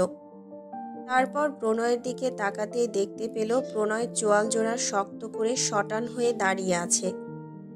অলিউর প্রণয়কে অমন অবস্থায় দেখে বলল, তুমিও কি ওর মতো মূর্খতা করবে? আপনার কি মনে হয় আব্বা? বাবার দিকে না ফিরে দৃঢ়কণ্ঠে প্রশ্নটি করল প্রণয়। অলিউর বলল, পল্লবের পর যদি আমি কাউকে বিশেষ ভরসা করি সে এক তুমি। তাহলে নিশ্চিন্ত থাকুন, রোমানার মৃত্যুতে আপনারা কেউ দায়ী না। তাই এই ঘটনার জন্য কোনো প্রকার ভোগান্তিও আপনাদের পোহাতে দেব না। কথাগুলো শেষ করেই এক পলক শাহিনুরের দিকে তাকালো প্রণয়। পরক্ষণেই দৃষ্টি সরিয়ে দীর্ঘশ্বাস ছাড়ল। অত্যন্ত কৌশলে রোমানার চাচাদের সঙ্গে বোঝাপড়া করল প্রণয়। তারাও মানতে বাধ্য হলো যে রোমানা আত্মহত্যাই করেছে। অলিউর চৌধুরীর কোনো কন্যা সন্তান নেই। বোনের মৃত্যুর পর প্রেরণা বহু শখ করেই রোমানাকে নিজের কাছে নিয়ে আসে। নিজের ছেলেদের থেকেও বেশি আদরে মানুষ করেছেন রোমানাকে। প্রণয়কে রোমানা ভালোবাসে বলে বাগদানও সেরে ফেলেছেন। কিছুদিন পরই তাদের বিয়ে হবার কথা ছিল, কিন্তু তার পূর্বেই কি নিয়ে হতাশ হলো রোমানা কেউ বুঝতেই পারল না। শেষে ধারণা করা হলো ছোটবেলায় মা মারা গেছে, বড় হওয়া অবধি আজ পর্যন্ত নিজের বাবাকে পাশে পায়নি। এসব নিয়েই হয়তো গভীর চিন্তা করতে করতে হতাশগ্রস্ত হয়ে পড়েছিল, আর সেই হতাশাই তাকে মৃত্যুর পথে ঠেলে দিয়েছে। মেয়েটা অতিরিক্ত আবেগপ্রবণ কিনা ঠিক এমন ধারণাই সকলের মস্তিষ্কে চাপিয়ে দিল প্রণয়। যুক্তি দিয়ে বুদ্ধি দিয়ে কৌশল খাটিয়ে নিজের পরিবারকে বাঁচাতেও সক্ষম হলো। আবার পরম আত্মীয়দের সাথে সম্পর্ক অটল রাখল। মোটা অঙ্কের টাকা খাইয়ে পুলিশও বিদায় করল। পুলিশ বিদায় হওয়ার পর ধীরে ধীরে মানুষজন কমতে শুরু করলো। এতক্ষণ অতিরিক্ত ভিড় থাকায় পুলিশের বৈঠক থাকায় কেউ বাড়ির বাইরে যেতে পারেনি। ভিড় কমতে থাকলে শারমিন সিদ্ধান্ত নিল এবার সেও চলে যাবে। তাই শাহিনুরের হাত শক্ত করে চেপে ধরে আগাতে লাগলো সদর দরজার দিকে। তখনই পেছন থেকে শুনতে পেল, না না, ফাঁসিতে মরা মানুষ গোসল করাইতে পারবো না, আমার ডর করে। সহসাই চরণদ্বয় থামিয়ে ঘুরে দাঁড়ালো শারমিন। দেখতে পেল অরুণা তাদের বাড়ির কাজের মহিলা সহ গ্রামের মহিলাদের বলছে তারা যেন রোমানাকে শেষ গোসল করাতে সাহায্য করে। কিন্তু বিস্ময়কর ব্যাপার হলো কেউই রাজি হলো না। শবনম অরুণা ব্যতীত একটি মানুষও রোমানাকে গোসল করানোর জন্য এগিয়ে এলো না। এমন নির্মম দৃশ্য সইতে না পেরে মান্নাত সহ বাকি বাইজিদের দিকে তাকালো শারমিন। বলল, তোদের মধ্যে একজন থাকবি আমার সাথে, বাকিরা নূরকে নিয়ে বাইজি গৃহে ফিরে যাবি। শারমিনের আদেশ পেয়ে মান্নাত থেকে গেল। বাকিদের সঙ্গে বাইজি গৃহে ফিরে গেল শাহিনুর। মেয়েকে বিদায় দিয়ে শারমিন আর মান্নাত অরুণার সামনে গিয়ে দাঁড়ালো। সঙ্গে সঙ্গে অরুণার বুকের ভেতর মৃদু কেঁপে উঠল। এত ভিড়ের মাঝে এতক্ষণ সে খেয়াল না করলেও এবার সুস্পষ্টভাবে শারমিনকে দেখে কেমন যেন গুটিয়ে গেল। শারমিন তাচ্ছিল্য হেসে বলল, ভয় পাবেন না বড় ভাবি, আমি আপনাকে সাহায্য করার জন্যই এগিয়ে এসেছি। অরুণা আশেপাশে সচেতন দৃষ্টি বুলিয়ে শারমিনের একটি হাত চেপে ধরে কিছুটা দূরে নিয়ে গেল। ফিসফিসে কণ্ঠে বলল, এভাবে সকলের সামনে বড় ভাবি বলছো কেন? এই করুণ দিনে তুমি রসিকতা করতে এসেছো? মৃদু হেসে শারমিন বলল, জমিদার বাড়ির বড় গিন্নি আপনাকে অসহায় মুখে দেখতে ভালো লাগে না। অলিউর চৌধুরীর বড় গিন্নি কি সামান্য কাজের লোকের কাছে অনুরোধ করবে? মানায় না সেটা। তাই তো ছুটে এলাম সাহায্যের হাত বাড়িয়ে দিতে। এক বাইজির থেকে সাহায্য নেব? তোমার মতো বাইজির করুণা নিতে হবে আজ আমাকে? চোয়াল জোড়া শক্ত হয়ে উঠল শারমিনের। সিনা টান করে দাঁড়িয়ে তীক্ষ্ণ দৃষ্টিতে অরুণার দিকে তাকিয়ে বলল, এক বাইজিকে আপনার স্বামী মন প্রাণ দিয়ে বসে আছে। যে স্বামী ঘরে দুটো বউ রেখে 5টি সন্তান রেখেও এক বাইজির ভালোবাসা পাওয়ার জন্য দিনের পর দিন কাঙালের মতো অপেক্ষা করছে, এই বুড়ো বয়সে এসেও সেই স্বামীর ঘর কি করে করছেন? শারমিনের উচিত জবাবে কোনো উত্তর খুঁজে পেল না অরুণা। সারাটা রাত পেরিয়ে যখন ফজরের আজান দিচ্ছে, অরুণা স্থির হয়ে দাঁড়িয়ে আছে। শারমিনের বুকে দাউ দাউ করে অগ্নি জ্বলছে। তবুও সে শান্ত কণ্ঠে আবার অরুণাকে বলল, জমিদার গিন্নি আর অপেক্ষা করবেন না। এবার মেয়েটার গোসলের ব্যবস্থা করুন। আমরা আমাদের গৃহে ফিরে যাব শীঘ্রই। নিয়তির খেলা বড়ই অদ্ভুত। যে গৃহে বাইজিদের প্রবেশ নিষেধ ছিল, আজ সেই গৃহে অনায়াসেই তারা প্রবেশ করেছিল। আশ্চর্যজনকভাবে পাঁচফোড়ন গৃহের চরম বিপদে পাশে এসে দাঁড়িয়েছিল শারমিন। এই খবর অনেকেই জানল, আবার অনেকের কাছে গোপনও রইল। শারমিন বাইজি গৃহের সদস্য ছাড়াও তার গোপন পরিচয়টুকু অলিউর প্রেরণা আর অরুণা ছাড়া কেউ জানে না। সকলেই এইটুকু জানল, বাইজিদের সহায়তায় শেষমেশ গোসল করানো হলো রোমানাকে। এই নিয়ে গ্রামবাসীরা কানাঘুষা করল। পাপিষ্টের শেষ কার্য পাপীদের দ্বারাই সম্পন্ন হলো। পাঁচফোড়ন গৃহের প্রতিটা সদস্যই ভেঙে চুরমার হয়ে গেল যখন রোমানার জানাজা পড়ানোর জন্য মানুষ খুঁজে পাওয়া গেল না। মসজিদের ইমাম সরাসরি অলিউর চৌধুরীকে বললেন, আমার নবী যাদের জানাজা পড়ায়নি তাদের জানাজা আমিও পড়াবো না। হজরত জাবের ইবনে সামুরা রাদিয়াল্লাহ থেকে বর্ণিত, তিনি বলেন, রাসূলুল্লাহ সাল্লাল্লাহু আলাইহি সাল্লামের সামনে আত্মহত্যাকারী এক ব্যক্তির লাশ আনা হয়। রাসূলুল্লাহ সাল্লাল্লাহু আলাইহি সাল্লাম তার জানাজা পড়েননি। নিরুপায় হয়ে প্রণয় খুব রিকোয়েস্ট করে তার এক শৈশবের বন্ধু, যিনি পাশের গ্রামের মসজিদে ইমামতি করেন। কিন্তু হতভাগিনী জানাজা নামাজে নিজেদের লোকজন ছাড়া তেমন কেউই অংশগ্রহণ করল না। শেষ ধাক্কাটা এতটাই প্রখর ছিল যে প্রণয়ের দৃষ্টিতে রক্ত টগবগিয়ে উঠেছিল। কিন্তু ভাগ্যের নির্মমতা, দুনিয়ার নিষ্ঠুরতায় সৃষ্টিকর্তার কাছে, পুরো দুনিয়ার কাছে পাপিষ্ট হয়ে জমিদার বাড়ির জঙ্গলের এক কোণে 3.5 হাত মাটির নিচে ঠাঁই হলো রোমানার। গোরস্থানেও তাকে জায়গা দেওয়া হয়নি। দুনিয়াতেই এমন ভয়ঙ্কর পরিণতি দেখে হৃৎপিণ্ড অস্থির হয়ে উঠল প্রণয়ের। রোমানার এই পরিণতি মেনে নিতে বক্ষস্থলে তীব্র ব্যথার সঞ্চার হলো। সকাল 10টা। শোকের তীব্র ছায়ায় পাঁচফোড়ন গৃহ আচ্ছন্ন হয়ে আছে। একদিকে রোমানার মৃত্যু, অপরদিকে অঙ্গনের চিন্তা। সব মিলিয়ে প্রেরণার অবস্থা খুবই খারাপ। প্রণয় অনেক চেষ্টা করেও অঙ্গনের খোঁজ করতে পারেনি। এদিকে অঙ্গন দূরবর্তী স্থানে গিয়ে দীর্ঘ একটা সময় একা কাটিয়ে শেষে বাড়ি ফেরার সিদ্ধান্ত নিল। সিএনজিতে প্রায় 5 কিলোমিটার পথ শেষ করে নিজের এলাকায় পা ফেলল অঙ্গন। আশেপাশের পরিচিত অনেকেই তাকে সালাম দিল, অনেকে সান্ত্বনা বাণী দিল, অনেকে প্রশ্ন করল সে কোথায় গিয়েছিল। অস্বস্তি হলো, বিরক্ত লাগলো, হঠাৎ একটু বেশি কদর করছে তাকে লোকজন। তাই চোখে মুখে বিরক্তি ফুটিয়ে গুটি কয়েকজনের দিকে তাকালো। তারা ভয়ে বিব্রত হয়ে সরে গেল, কিন্তু শেষ রক্ষা হলো না। অকস্মাৎ একজন বলে ফেলল, আহারে, মেয়েটা অকালেই চলে গেল। এটুকু কর্ণকুহরে পৌঁছাতেই হাঁটা পা থেমে গেল অঙ্গনের। পা থেকে মাথা অবধি কিছুটা কেঁপে উঠল, বক্ষস্থলে মৃদু ধড়াস করে উঠল। এক ঢোক গিলে পাশ ফিরে ওই ব্যক্তির দিকে তাকালো, যে ব্যক্তি কয়েক পল আগে উচ্চারণ করেছিল, আহারে, মেয়েটা অকালেই চলে গেল। অঙ্গন কৌতূহলী হয়ে প্রশ্ন করল, কে অকালে চলে গেল? অপর ব্যক্তিটি বলল, তুমি বাড়ির খবর জানো না? অঙ্গনের কপাল বেয়ে ঘাম নিঃসৃত হতে লাগল। হাঁসফাঁস কণ্ঠে বলল, কি হয়েছে? পাশ থেকে আরেকজন বলল, হায় আল্লাহ, অঙ্গন ভাই, সর্বনাশ হয়ে গেছে।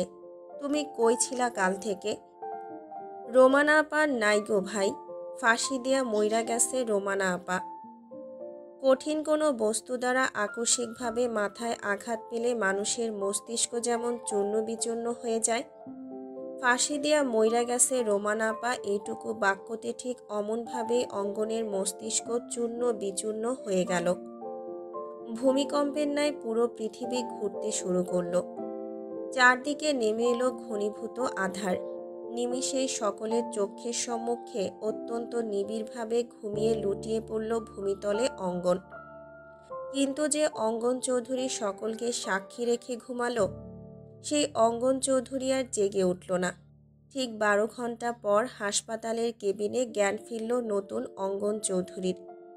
কিন্তু স্বাভাবিকভাবে নয়, প্রণয় চৌধুরী সহ আরও কয়েকজন ডাক্তারের দীর্ঘ প্রচেষ্টার ফলেই জ্ঞান ফিরেছে তার। কিন্তু জ্ঞান ফেরার পর পাশে শুধু প্রণয়কে দেখে অত্যন্ত শান্ত ভঙ্গিতেই অঙ্গন প্রশ্ন করল, ভাইয়া, আমার রোমানা কোথায়? বিস্মিত হলো প্রণয়। পরক্ষণেই নিজেকে স্বাভাবিক করে নিয়ে অঙ্গনের মাথায় হাত বোলালো। বলল, অঙ্গন, সত্যিটা মেনে নেওয়ার চেষ্টা কর। মেয়েটা অভিমান করে আমাদের সকলের থেকে মুখ ফিরিয়ে নিয়েছে। প্রণয় কথাগুলো শেষ করা মাত্রই অঙ্গন আশেপাশে এলোমেলো দৃষ্টি বোলালো। স্যালাইন চলছিল তার। হাতে রগ থেকে টেনে সূচ খুলে অকস্মাৎ প্রণয়কে আক্রমণ করল। মাথায় প্রচণ্ড শক্তি দিয়ে কামড়েও ধরল। এমন আক্রমণাত্মক পরিস্থিতিতে সর্বোচ্চ শক্তি খাটিয়ে অঙ্গনকে নিজের থেকে ছাড়ালো প্রণয়। তারপর চিৎকার করে নার্সদের ডাকল। নার্সরা এসে অঙ্গনকে ধরতেই প্রণয় তড়িৎ গতিতে একটি ইনজেকশন পুশ করে দিল। প্রায় 10 মিনিট জবরদস্তি চলার পর অঙ্গন ঘুমিয়ে পড়ল। প্রণয় রুদ্ধশ্বাস ছেড়ে বিক্ষিপ্ত চেহারা নিয়ে কেবিন থেকে বের হলো। কেবিনের বাইরে রঙ্গন দাঁড়িয়েছিল। এমন কঠিন সময়ে রঙ্গনকে হঠাৎই জড়িয়ে ধরে বলল, পারলাম না রঙ্গন, আমি শেষ রক্ষা করতে পারলাম না।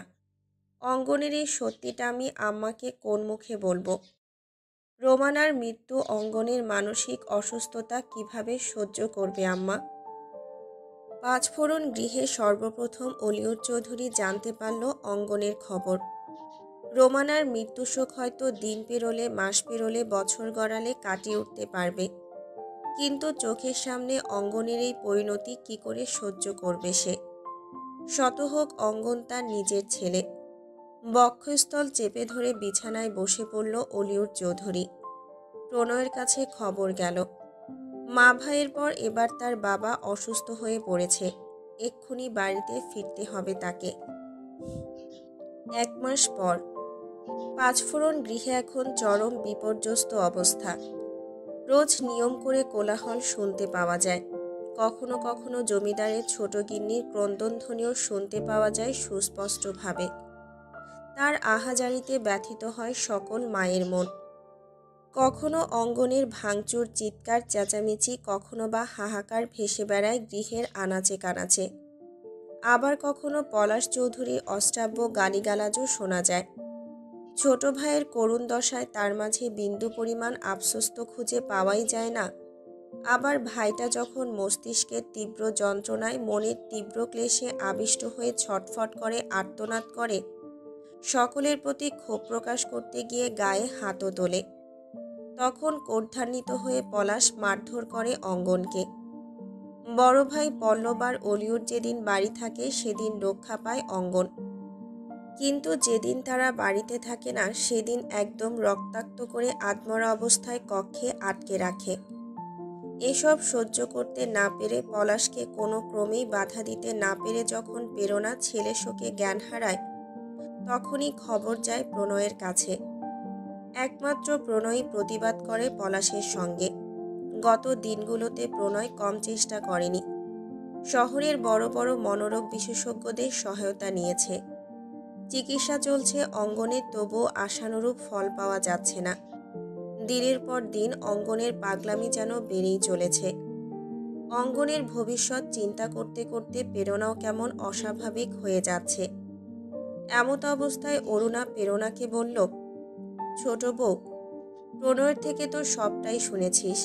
অঙ্গন সেই কিশোর বয়স থেকে রোমানাকে ভালোবাসত, কিন্তু রোমানা প্রণয়কে ভালোবাসত বলে সে নিজের মনের কথা গোপন রেখেছে। রোমানার সুখ চেয়েছে, কিন্তু মেয়েটার মৃত্যুতে সব উলটপালট হয়ে গেল। এই ছেলের চিন্তায় আমার ঘুম আসে না রে। অনেক চিন্তা ভাবনা করে দেখলাম অঙ্গনকে বিয়ে করানো উচিত। মনমরা হয়ে পালঙ্কে বসেছিল প্রেরণা। হঠাৎ অরুণা এসে পাশে বসে এমন কথা বলায় কিঞ্চিত বিচলিত হলো প্রেরণা। অরুণার দিকে অসহায় দৃষ্টি নিক্ষেপ করে ডুকরে উঠে বলল, আমার ছেলেটাকে কেউ মেয়ে দেবে না আপা। আমার অমন সুন্দর সভ্য ছেলেটার জীবনে কার কুনজর পড়ল? আমার হীরের টুকরো ছেলে আমার অঙ্গনটার কি হয়ে গেল? বাঁধভাঙা কান্নায় ভেঙে পড়ল প্রেরণা। অরুণা তাকে সান্ত্বনা দিয়ে বলল, কাঁদিস না। আমাদের এত দুর্দিন আসে নাই যে এই বাড়ির ছেলের জন্য পাত্রীর অভাব পড়বে। কিন্তু আমার অঙ্গন কি স্বাভাবিক হবে? আমার কলিজাটা কি আগের মতো সুন্দর হাসি দিয়ে আবারও আমার বুকে শান্তি দেবে? আম্মা আম্মা ডাকতে ডাকতে ঘরে এসে আমার কোলে মাথা রাখবে? সব হবে। আগে তুই মত দে। বিয়ে করালে সত্যি আমার অঙ্গন ঠিক হবে আপা? সব ঠিক হয়ে যাবে। তার জন্য লাগবে একজন রূপবতী মেয়ের সান্নিধ্য। মনে রাখিস, নারীর সান্নিধ্য পেলে পুরুষ মহাপুরুষ হয়ে যায়। আমাদের অঙ্গনের জন্য একটা রূপের সমুদ্র নিয়ে আসব, যার সান্নিধ্য পেলে রোমানাকে ভুলে যাবে অঙ্গন। প্রেরণার চোখ মুখ উজ্জ্বল হয়ে উঠল। চকচকে দৃষ্টিজোড়ায় ভেসে উঠল অরুণার প্রতি অগাধ ভরসা।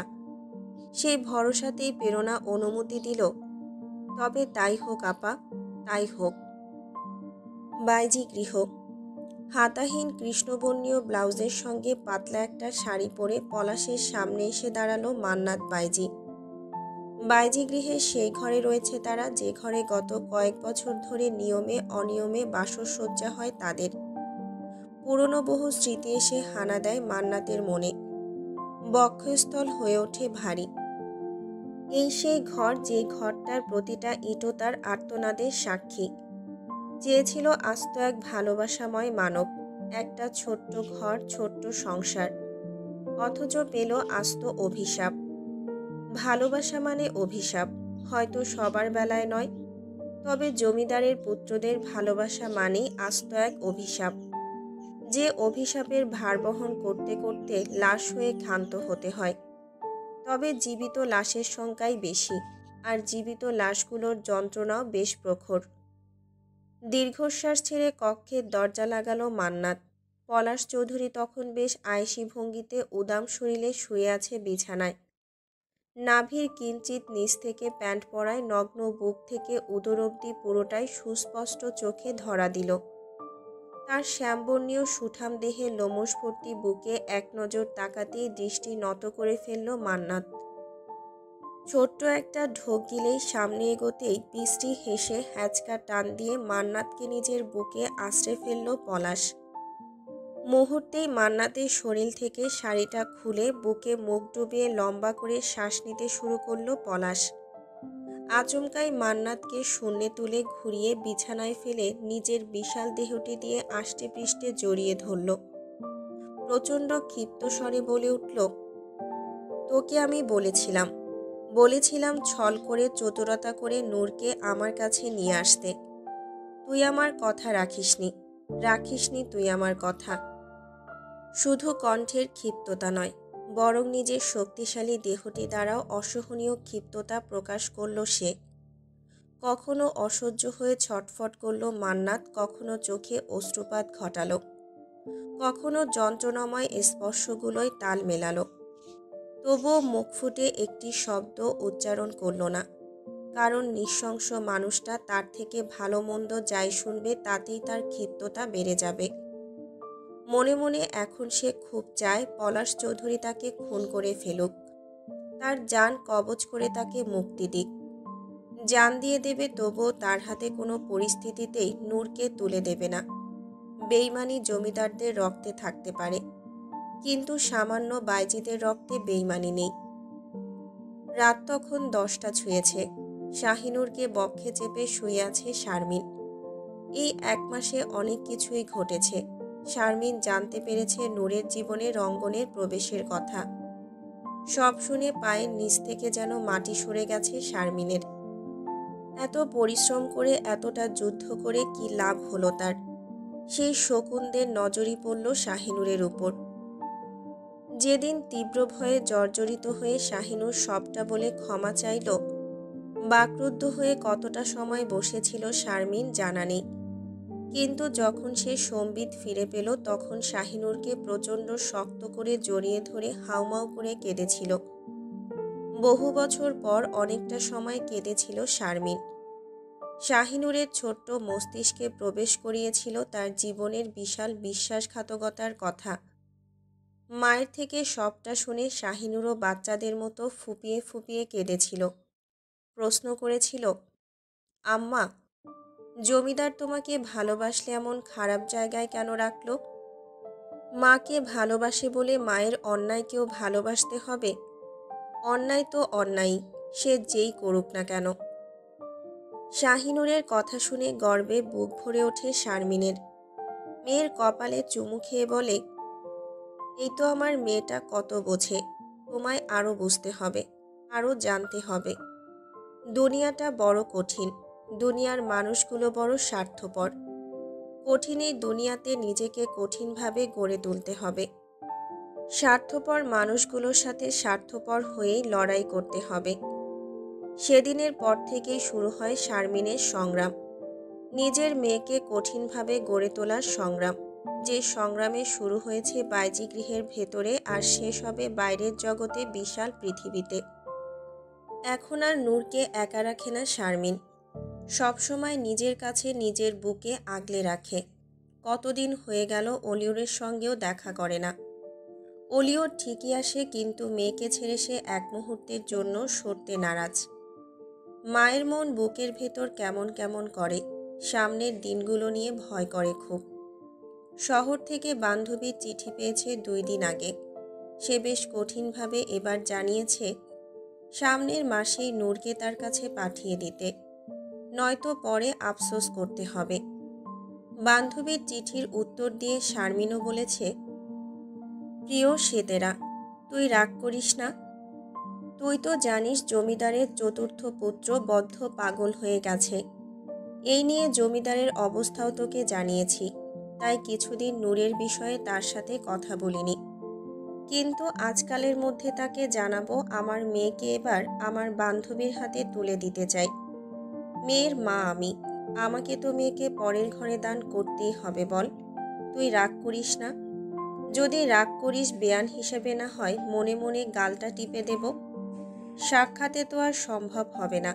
শোন বেয়ান, তোর ছেলেটাকে বলে দিস তার শাশুড়িমা তার জন্য আস্ত এক ডায়েরি পাঠাবে। সেখানে একটি অক্ষর না পেলেও নিজের মনের মতন করে অক্ষর দিয়ে শব্দ বুনে নেবে। ভালোবাসা মাখিয়ে বাক্য তৈরি করতে পারবে, যা কখনোই নিঃশেষ হবে না। মানুষ নশ্বর, কিন্তু তার সৃষ্টি অবিনশ্বর। আমি আস্ত এক ডায়েরি দিলাম তাকে, আস্ত ভালোবাসা বুনে নিতে বলিস। আর হ্যাঁ, মেয়েটাকে এখনও এই ব্যাপারে জানাইনি। তুই আমাকে 2 দিন সময় দে।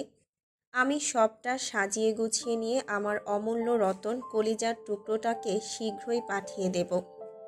ভালো থাকিস। চিঠির অপেক্ষায় থাকব। শারমিন শায়লা। জরুরি তলবে প্রণয়ের কোয়ার্টারে এসে হাজির হলো রঙ্গন।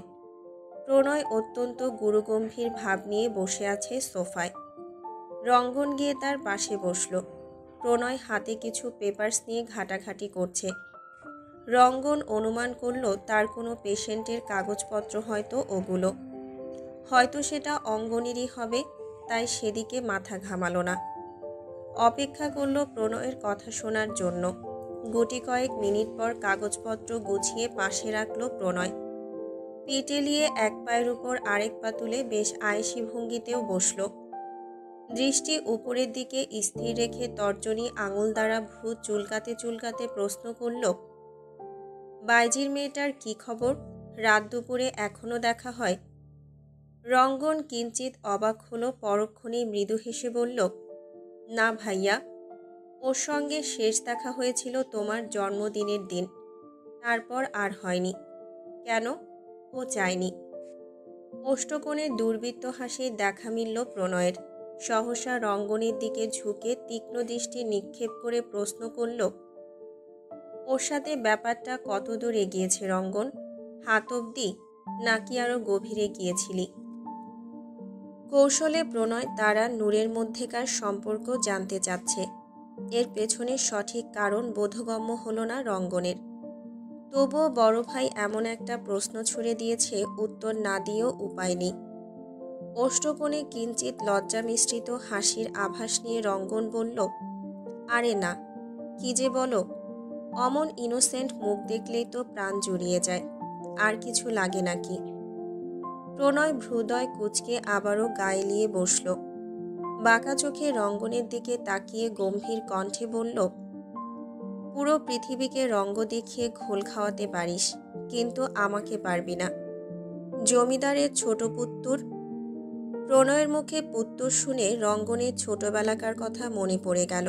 তার দাদিও ঠিক এভাবেই পুত্তুর বলে সম্বোধন করত। দাদির কথা মনে পড়ায় অতি উচ্চস্বরে হেসে উঠল রঙ্গন। আমরা সব ভাইরা তো পাঁচ মিশেলি, তাই না ভাইয়া? তাদের মধ্যে সবচেয়ে সুবুদ্ধি সম্পন্ন, সুজ্ঞান সম্পন্ন তো একমাত্র তুমি। আমরা কেউ তা অস্বীকার করতে পারি না, বা আমরা কোনো ভাই এই সত্যিটা অবিশ্বাসও করি না। কিন্তু ভাই, আমি যত রঙ্গই দেখাই, যত রঙ্গই করি, আমার ভেতরেও একটা সফট মন আছে। দীর্ঘশ্বাস ছেড়ে প্রণয় বলল, তা আমি জানি, আর তোর সফট কর্নার কোথায় কে সেটাও জানি। তাই তো বলছি, বাইজির মেয়েটাকে যখন ভালোই বাসিস না, এত রঙ্গ করছিস কেন? আরে ভাই, এত সুন্দরী একটা মেয়ে আমার প্রেমে দিওয়ানা, হতে পারে সে বাইজির মেয়ে, কিন্তু ভাবো তো, মেয়েটাকে বউ হিসেবে পাওয়া কতটা সৌভাগ্যের। এমন ইনোসেন্ট, এমন বিউটিফুল গার্লকে কে না বউরূপে পেতে চায়। তাচ্ছিল্য সহকারে হেসে প্রণয় বলল, যদি ভালো নাই বাসিস, বিয়ে করে মেয়েটাকে ঠকাতে দেব না রঙ্গন। তাছাড়া পলাশ চৌধুরী বেঁচে থাকতে তুই নূরের সঙ্গে বিয়ে সংসার কোনোটাই করতে পারবি না, আর আমি বেঁচে থাকতে ওকে ঠকতেও দেব না। শেষ কথাটায় কেমন যেন চমকে উঠল রঙ্গন। বিস্মিত হয়ে স্পষ্ট দৃষ্টি নিক্ষেপ করল প্রণয়ের দিকে। দেখতে পেল প্রচণ্ড গম্ভীর ভঙ্গিতে বসে আছে প্রণয়। তার দৃষ্টির দৃঢ়তা, মুখের গাম্ভীর্যতার বক্ষস্থল কেমন আনচান করে উঠল। অস্থির চিত্তে প্রণয়কে প্রশ্ন করল, কি বলছো ভাইয়া? এই পর্যায়ে নিজেকে নিয়ন্ত্রণ করতে পারল না প্রণয়। চট করেই উঠে দাঁড়ালো। পিছুমুখী হয়ে ক্রমশ শ্বাস প্রশ্বাসের বেগ বাড়িয়ে তুলে চোয়াল শক্ত করে বলল, yes, I want to save হার। এর জন্য তাকে আমার হতে হবে। রঙ্গন কিছুটা বিচলিত ভঙ্গিতে উঠে দাঁড়ালো। তার পুরো শরীর তরতর করে ঘামতে শুরু করে দিল। বিস্ময়ান্বিত কণ্ঠে বলল, ভাই, আমি কিছুই বুঝতে পারছি না। ওর আমাকে খুব প্রয়োজন রঙ্গন, ওর আমাকে ভীষণ প্রয়োজন। না, এটা মিথ্যা। তুমি আমার সাথে ছলনা করছো ভাইয়া। তুমিও কি বাকি সবার মতো নূরের রূপে উন্মাদ হয়ে গেছো? কিন্তু ভাইয়া, নূর আমাকে ভালোবাসে। ওই মেয়েটাকে আমি ঠকাতে পারবো না। ক্রোধান্বিত হয়ে ঘুরে দাঁড়িয়ে রঙ্গনের গালে ঠাস করে থাপ্পড় মারল প্রণয়। ধমকে সুরে বলল, এতদিন হবু ভাবির সঙ্গে তামাশা করেছিস, কিছু বাধা দিতে আসিনি, দাঁত চেপে মেনে নিয়েছি। নেক্সট কোনো তামাশা চাই না। রঙ্গনের চোখ মুখ রক্তিম বর্ণ ধারণ করল। গালে হাত দিয়ে ব্যথা হতো কণ্ঠে বলল, সামান্য একটা মেয়ের জন্য তুমি আমার গায়ে হাত তুললে ভাইয়া? প্রণয় স্মিত হেসে বলল, এক থাপ্পড়ে যে মেয়েটা তোর কাছে সামান্য হয়ে গেল, সেই মেয়েটা কতটা অসামান্য তুই জানিস না। আমার পূর্বে মেয়েটা তোকে ভালোবাসি বলেছে, তবুও আমি ওকে সামান্য ভাবতে পারিনি। ওই মেয়েটাকে তুই যেদিন থেকে চিনিস তার বহু আগে থেকে ওকে আমি চিনি। যাকে চিনিস না, জানিস না, যাকে ভালোবাসিস না, যে মেয়েটা তোর চোখে সামান্য, তার সঙ্গে ঘর বাঁধা কাপুরুষতা রঙ্গন। আমার ছোট ভাইটা কাপুরুষ হোক তা আমি চাই না।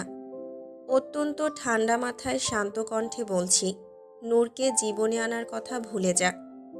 কিন্তু নূর আমাকে ভালোবাসে ভাইয়া। যে মেয়েটা নিজেকে ভালোবাসতে শেখেনি সেই মেয়েটা তোকে ভালোবাসে। এটা খুবই হাস্যকর রঙ্গন। মানে খুবই সহজ। জীবন কি, মানুষের পূর্ণরূপ কি, তা সম্পর্কে একেবারেই অজ্ঞাত নূর। তোর সঙ্গে রাত বিরাতে ঘোরাঘুরিতে মেয়েটা ভয় পায়নি, কারণ পুরুষ মানুষ সম্পর্কে ওর ধারণাই নেই। পুরুষ দ্বারা ওর কিভাবে ক্ষতি হতে পারে সেই বিষয়ে এখনও অজ্ঞাত নূর। এমনকি কিসে নিজের ভালো হবে, কিসে মন্দ হবে, সেটাও সঠিকভাবে এখন অবধি বুঝতে পারেনি। সাধারণ নলেজ যার এত কম, সে তোকে ভালোবাসলো কি করে? ভালোবাসার মানেটা ওই মেয়ে বোঝে না।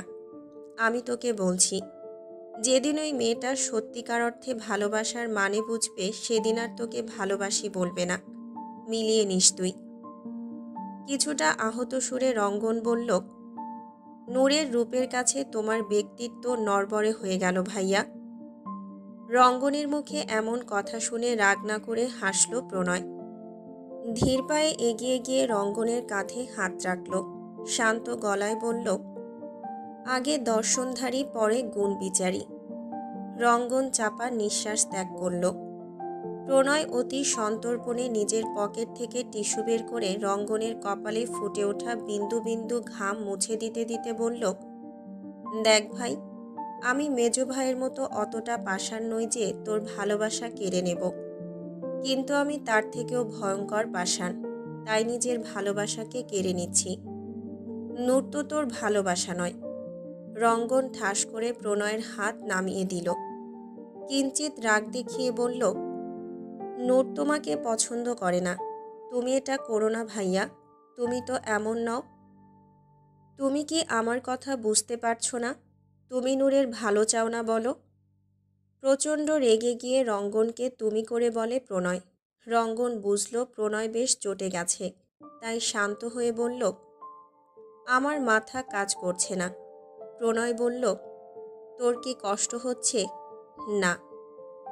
স্বস্তির নিঃশ্বাস ছেড়ে প্রণয় এবার রঙ্গনের মাথায় হাত বুলালো। বলল, তাহলে তুই শিওর থাক, নূরের প্রতি তোর কোনো ভালোবাসা নেই। যা আছে তার শুধুমাত্র দায়। আমি পলাশ চৌধুরী থেকে প্রতিশোধ নিতে চাই। তোদের প্রতিশোধের জন্য একটা নিষ্পাপ জীবন নষ্ট হোক, তা আমি চাই না। কিন্তু আমার ভালোবাসার জন্য কারো জীবন সুন্দরতমভাবে গড়ে উঠুক, খুব চাই সেটা। সবচেয়ে বড় কথা, আমি আমার মনোহারিণীকে চাই। বিস্মিত কণ্ঠে রঙ্গন বলল, তুমি সত্যি নূরকে? বাকিটুকু বলতে দিল না প্রণয়।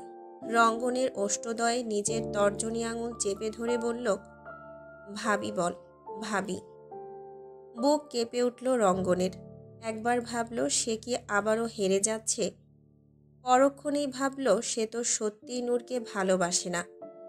প্রণয় তো ভুল কিছু বলেনি। প্রতিশোধ নিতে গিয়ে নূরের জীবন যে নষ্ট হবে না, তারই বা নিশ্চয়তা কি? অগণিত দ্বিধায় দিশেহারা হয়ে গেল রঙ্গন।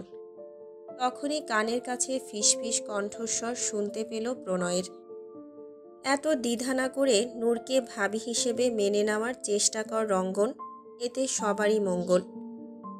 রঙ্গনের সঙ্গে অনেকটা সময় কথা বলার এক পর্যায়ে প্রণয় সিদ্ধান্ত নিল খুব শীঘ্রই বাইজি শারমিন শায়লার সঙ্গে দেখা করবে সে, এবং খুব শীঘ্রই শারমিন শায়লার নিকটে বিবাহের পয়গাম পাঠাবে, স্বয়ং নিজে গিয়েই।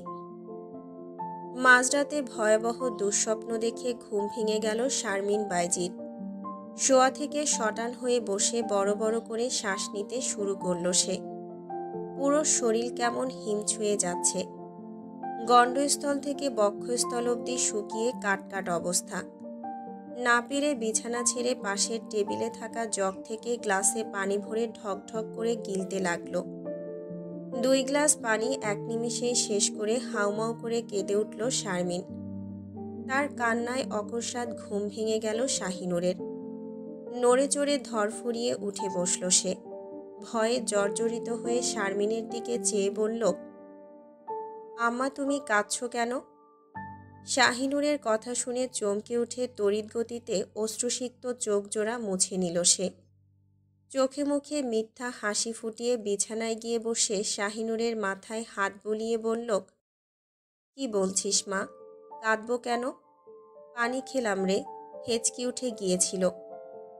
কপট রাগ দেখিয়ে শাহিনুর বলল, না আম্মা, আমি স্পষ্ট তোমার কান্না শুনতে পেয়েছি। কান্না শুনেই ঘুম ভেঙে গেছে আমার। শারমিন জানে শাহিনুর কিছুতেই হার মানবে না। সে চায়ও না তার মেয়ে জীবনে চলার পথে কোথাও হার মানুক, তার নিজের কাছেও নয়। তাই ওষ্ঠকোণে কিঞ্চিত হাসি ফুটিয়ে শাহিনুরকে বুকে টেনে নিল। মাথায় স্নেহময় চুম্বন এঁকে দিয়ে দৃঢ় কণ্ঠে বলল, মারে, কখনো নিজের দুর্বলতাগুলোকে কারো কাছে প্রকাশ করতে নেই, আর কারো সামনে নিজের দুঃখ যন্ত্রণাগুলো যতটুকু পারা যায় গোপন করতে হয়। আমি কাঁদছিলাম কিনা সেটা আর জিজ্ঞেস করিস না মা। শাহিনুর নিশ্চুপ রইল। শারমিনের বুকের ধুকপুকানি স্পষ্ট শুনতে পাচ্ছে সে। শারমিনও বুঝল শাহিনুর এখন কিছুটা বিচলিত হয়ে আছে, তাই বলল, নূর, এই পৃথিবীতে কিছু মানুষ রয়েছে যারা ঠিক নারিকেলের মতো, বাইরে থেকে কঠিন আর ভেতরে একেবারে নরম। কিন্তু তুমি বাইরে ভেতরে একই রকম। আমি তোমাকে বাইরে এবং ভেতরে দুই জায়গায় শক্ত দেখতে চাই। মানুষের মন সত্যিকার অর্থে কঠিন হতে পারে না, হয় তাদের মন নরম, নয়তো তাদের মন নৃশংস। তুমি ভেতরে শক্ত হতে পারো বা না পারো, কেউ যেন কখনো তোমার ভেতরের সত্তা টের না পায়। নিজেকে কঠিন করে গড়ে তুলতে হবে, তোমাকে অনেকটা শক্ত হতে হবে। এখন যেমনটা আছো এমনটা থাকলে চলবে না। যদি এমনটা থাকো, পুরো দুনিয়া তোমাকে নৃশংসভাবে ঠকিয়ে দেবে। আর একটা কথা মনে রাখবে, যার মুখে যত রস তার সত্তায় তত বেশি ভেলকি থাকবে। প্রকৃত অর্থে মানুষকে চিনতে হলে, জানতে হলে তাদের দৃষ্টি বুঝতে হবে, বোঝার চেষ্টা করতে হবে। সবশেষে বলবো, মানুষকে চেনার থেকেও মানুষকে পড়ার চেষ্টা বেশি করবে।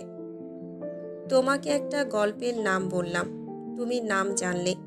সেই বইটা তোমার হাতে দিলাম, তুমি বইটা চিনলে। কিন্তু ভেতরের বর্ণনাগুলো না পড়লে তুমি সেই বইয়ের বিষয়ে অজ্ঞই থেকে যাবে। বই পড়ার মতো করেই মানুষকে পড়তে হবে। মনে রেখো, পৃথিবী সম্পর্কে জানার যেমন শেষ নেই, তেমনি পৃথিবীতে জন্ম নেওয়া বিচিত্র মানুষগুলোকে পড়েও শেষ করা যাবে না। তবে সামনে, পেছনে, ডানে বামে মস্তিষ্কে মনে থাকা প্রতিটা ব্যক্তিকেই নিখুঁতভাবে পড়ার চেষ্টা করবে। পুরো দুনিয়া নয়, একজনকেই সূক্ষ্মভাবে পড়ার চেষ্টা করো সব সময়।